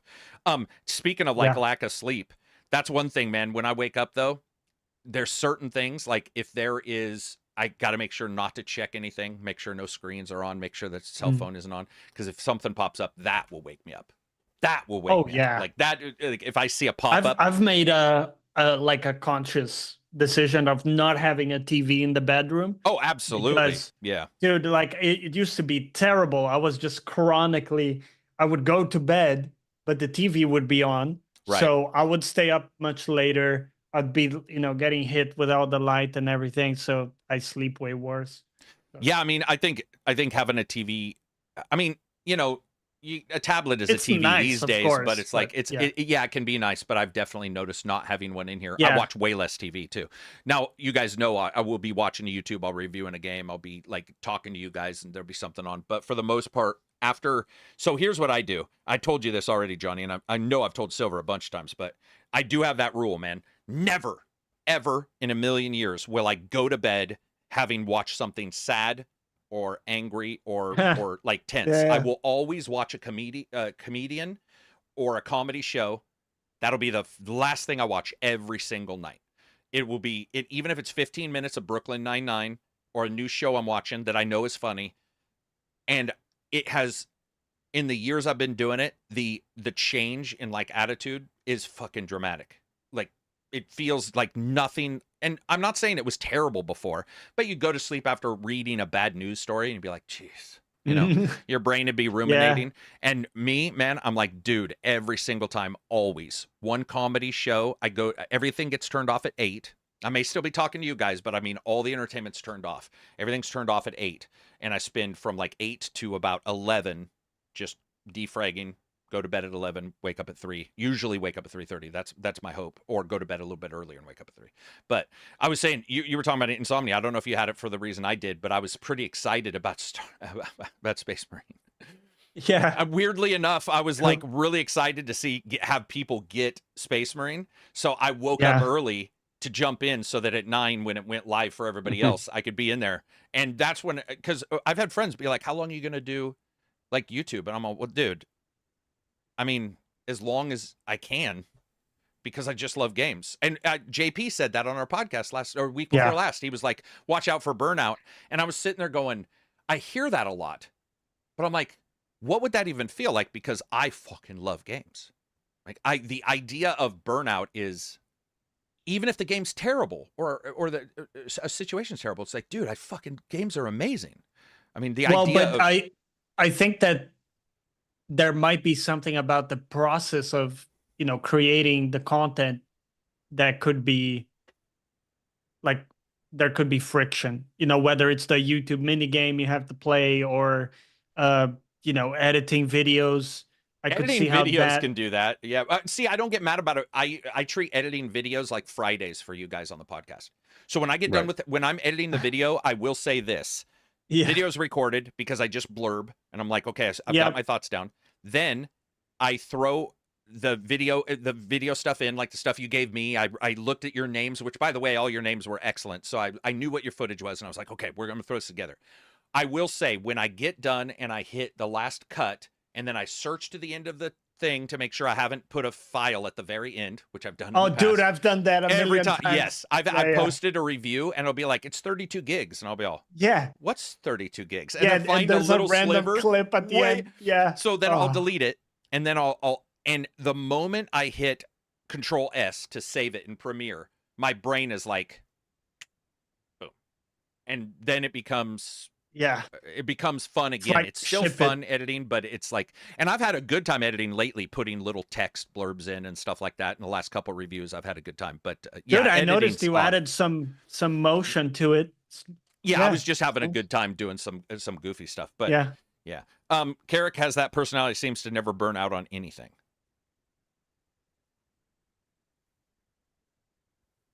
Yeah, Pop-Tarts. Burned out on Pop-Tarts and Uncrustables. But I think also, and I've said this before, but I think one of your keys to success that I extrapolate from listening to you talk is that you do a bunch of things, not only reviewing and not only playing games. So, you do martial arts and everything, you do other stuff, Everybody's got to have other stuff. Like Silver was talking about going and working with other people. It's like that is the other stuff. I think, and I've known, because like the friend that I told you a while back that I had an issue, kind of like, disconnected for my own sanity from that person. They were like, chronically online. The only thing they do all day is play games. They don't work. They don't. Right. So I think that's when it becomes their whole world now is gaming. And so if gaming isn't going well for whatever reason, that means their life actually, isn't. That's bad. You Mad Dog, $10 Super Chat Carrick says, funny enough, I listened to this podcast before bed for the exact same reasons. There you go. Oh, you mean, okay. Damn. I don't know. For some reason, I thought he meant like he felt like it was the one bad thing he had to get out of the way. I have one random thing I wanted to run by you guys. Go for it. Go ahead. We've got time. We're not late. I'm a big Italian food fan, right? I love Italian food. I try to not eat as much because my trainer says, hey, cut the starches, right? But do you guys know cannoli? Yes. No, sorry, cannelloni. Cannoli is a different thing. Cannelloni, the pasta, the one that's like big cylinders. Yeah. You've tried it, Silver. I've tried it. Yeah. You've tried it, Carol? Are you guys a fan? Because I never hear people talking. They're kind of like the ugly cousin from lasagna. Everybody knows lasagna, but nobody talks about. So I think of lasagna as the expensive cousin of mac and cheese. So like they're all just noodles all the way up, like turtles all the way down, and when it's just bigger. I like all that stuff. It's just that takes a long time. It's all under the same category for you, basically. Yeah, no, I mean I get it. It's just me. It's like more. It's a lot. So if somebody cooks it for me, it's one thing, but I won't cook it. Because Solar was talking about cooking in the Discord recently, and he wants to learn. He wants to learn a particular thing. I can't remember what it was, but he's like, I have a very specific thing I want to learn how to cook, and that's one thing that just doesn't work for me. Cooking doesn't work. It doesn't. So you don't enjoy the process itself. I barbecue with friends, and supposedly they all say I'm a really good. Like they love it, and I barbecue, but I don't even have a time. I just do whatever instinctual caveman fucking thing worked, and I continue to do that. But yeah, I'm not good at it. I'm really terrible at it, pretty much. I don't do good with set instructions for food because if I do get into the idea of cooking, I think I get too experimental and then it tastes like shit or experimental. Or low patience. I mean, you guys have good patience, and I think that's what matters. I think cooking and patience go fucking hand in hand. Religiously hand in hand, if not one of the most like connected things. And I don't have a lot of patience. That's true. Yeah, because if you want something fast, like, you know what I mean? Like you want the food fast and easy. Yeah. You're gonna end up like cutting steps or And dude, I've done that where you'll hear some chef will be like, first you whip this, then you put it in, then you wait 5 minutes, you let it rest. Let me cut these 6 steps. Whenever anybody says let it rest, I'm like, oh, you mean that's 5 minutes for me to do something else? Because I'm not resting for shit. I'll rest when I am dead. I do not want to rest at all. So it's like, if it says rest, let it rest. It's like what are you talking about? Steak 5 minutes. Yeah, rest the steak. By the way, I've done that. It does taste better, but I'll be like, it still tastes really good, just the way I'm eating it. So I'll piping hot. Really good. Yeah. Nah, cooking is a phenomenal thing, and I think it's a show of I'm talking not a chef, but a person at your house or whatever. It's a show of like respect and their traditions and stuff, which I'm fully behind. I just also feel very bad because I do not take that from it myself. And so I'll see it. I've dated people who are very into cooking, and they'll be like, hey, I worked for 5 hours, and I'm very poor at like that. I'll be like, thank you, but you don't need to. No, I'll be like, I appreciate that, but you don't really need to do that for me. Like it doesn't hit me the same way as it does for you guys. And a lot of people I know who are into video games are into cooking. I don't know why. It's so weird because to me, cooking is about sitting with your friends, eating a fucking half hot on the outside, frozen on the inside pizza pocket. And yet everybody I know who's into games are honestly very, very intricate on cooking. Oh, Josh is, or Cadiz is. He's insanely intricate into cooking. He's like, it's a big deal to him. He's like, and I'm all, dude, you sat with me where we were too lazy to get up, so we just took our Starburst wrappers and threw them on the floor and picked them up later. Like, why aren't you with me, man? Where, like, we split, like, we don't. That's also one of the funny things about like top chefs, people who like work at a Michelin restaurant, like they will they will cook like that at the restaurant, and then when they go home, they'll eat a burger or whatever trashy. That would be me. Yeah. Trashy food because it just needs. Yeah, they don't want to do the same thing at home. Yeah, often. Yeah, it's such an odd thing for me, but I see it, and there's a strength in it. I can't do it. I will say on the subject of like lesser known pasta, I don't know if it's lesser known, but I've adored ravioli with a filling of ricotta and spinach. Even though I don't necessarily enjoy spinach all that much regularly, like having it in the the ravioli with the ricotta cheese is amazing. Is golden, isn't it? That's funny. It's light. I would agree with that. I don't like spinach, but I do in that. That's funny. Wonder what that is all about. Also, gnocchis are really, really good in a good pomodoro tomato sauce. Do you like ravioli? Do you like the big ones, like because sometimes you'll eat ravioli? I like both. It kind of depends. Like there's a space for both. I don't really prefer one to the other. Because dude, I've eaten some that are just massive. Like each ravioli will be. Don't make them too thick. I don't think. Yeah, that's the big thing, probably. Yeah. Yeah. I want to know in chat, what are you guys' other things that you do and activities outside of video games? While we were in here, there was a post from Bethesda talking about what to expect in Starfield. I want to read this in the Shattered expansion. It says, we have much more coming, beginning with our first story expansion, Shattered Space, releasing September 30th. Here are some bits that you can expect from Shattered Space. The first is 50 new locations to explore and discover across Varun. New grenade types to craft that stem from organic materials you gather. And it's gross, they say. It's gross. Nice. Formidable new enemies. Be on your guard for redeemed and vortex horrors. That's interesting. And then also under the combat emoji, it says, you haven't seen the last of the Zealots, the Spacers, or the Crimson Fleet. As you explore the planet, be on the lookout for those taking advantage. I think that's the one thing that, for the most part, we can take from this, is that this is their first planet expansion. As in, it's not one of...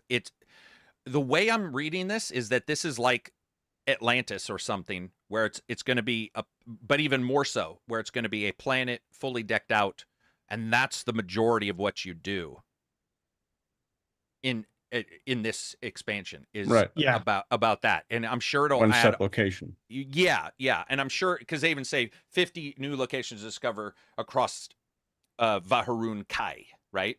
So that's their space or their section of their planets. So yeah, we'll have to see how those branch out. Like, will we get these new enemies? Will there be a story where these new enemies have bopped out into other planetary sections, and maybe, you'll run into them in normal gameplay? But that was just posted a little while ago when we were in here talking.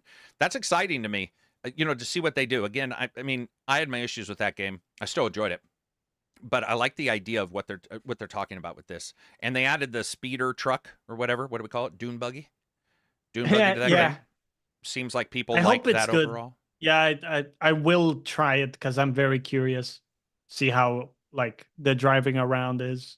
Yeah, for sure. Oregon Fresh says, green thumb here and lots of time with 4 pit bulls. Alejandro says, weightlifting.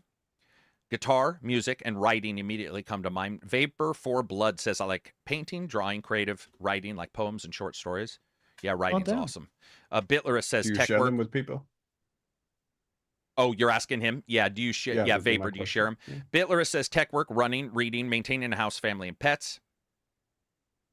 And Bit also says guitar. Yeah, I know Bit does music. Hey, we got some guitar enjoyers there in chat. Yeah, for sure. Probably because I always bitch about some.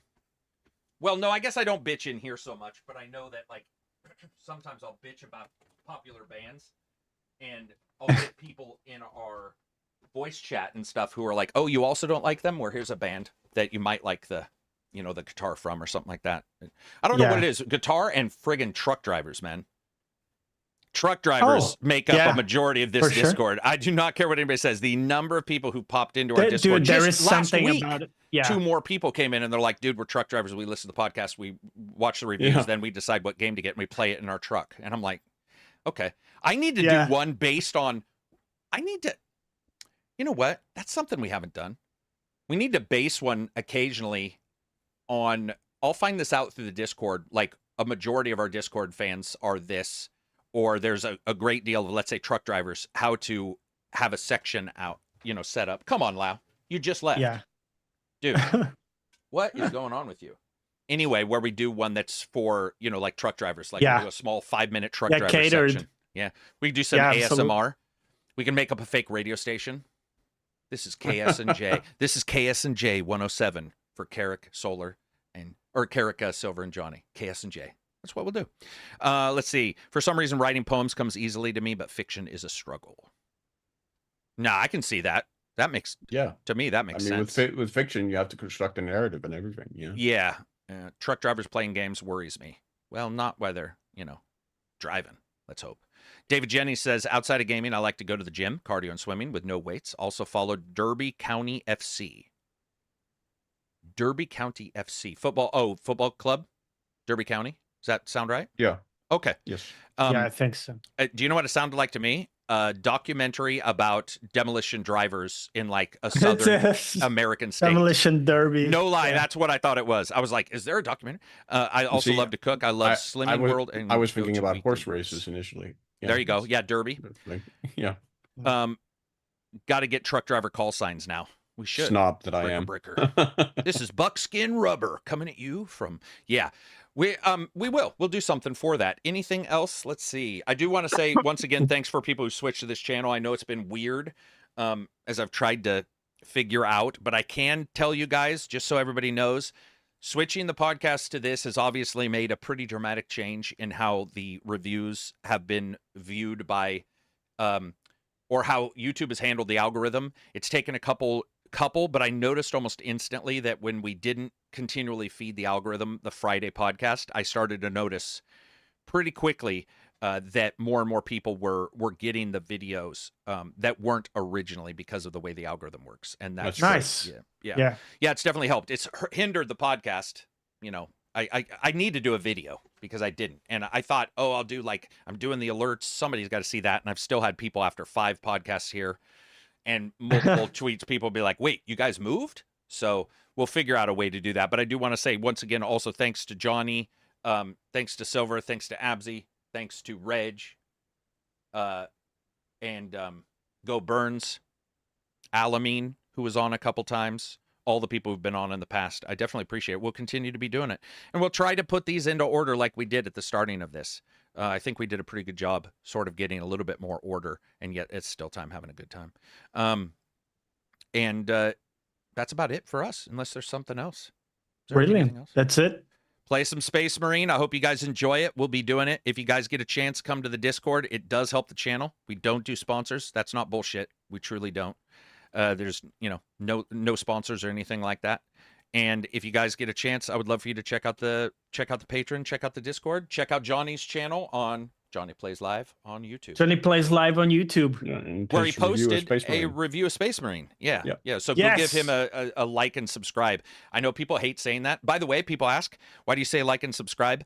When I don't, I can absolutely 100% see a tangible difference in the number of people who like and subscribe. Yeah, right? Dude. It's like telling somebody to put their seatbelt on. It just does work. It does work. It does work.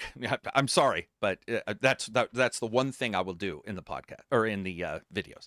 Peace out, everybody. I hope you guys have an awesome rest of your week and enjoy your weekend. Bye-bye. Take care. Excellent.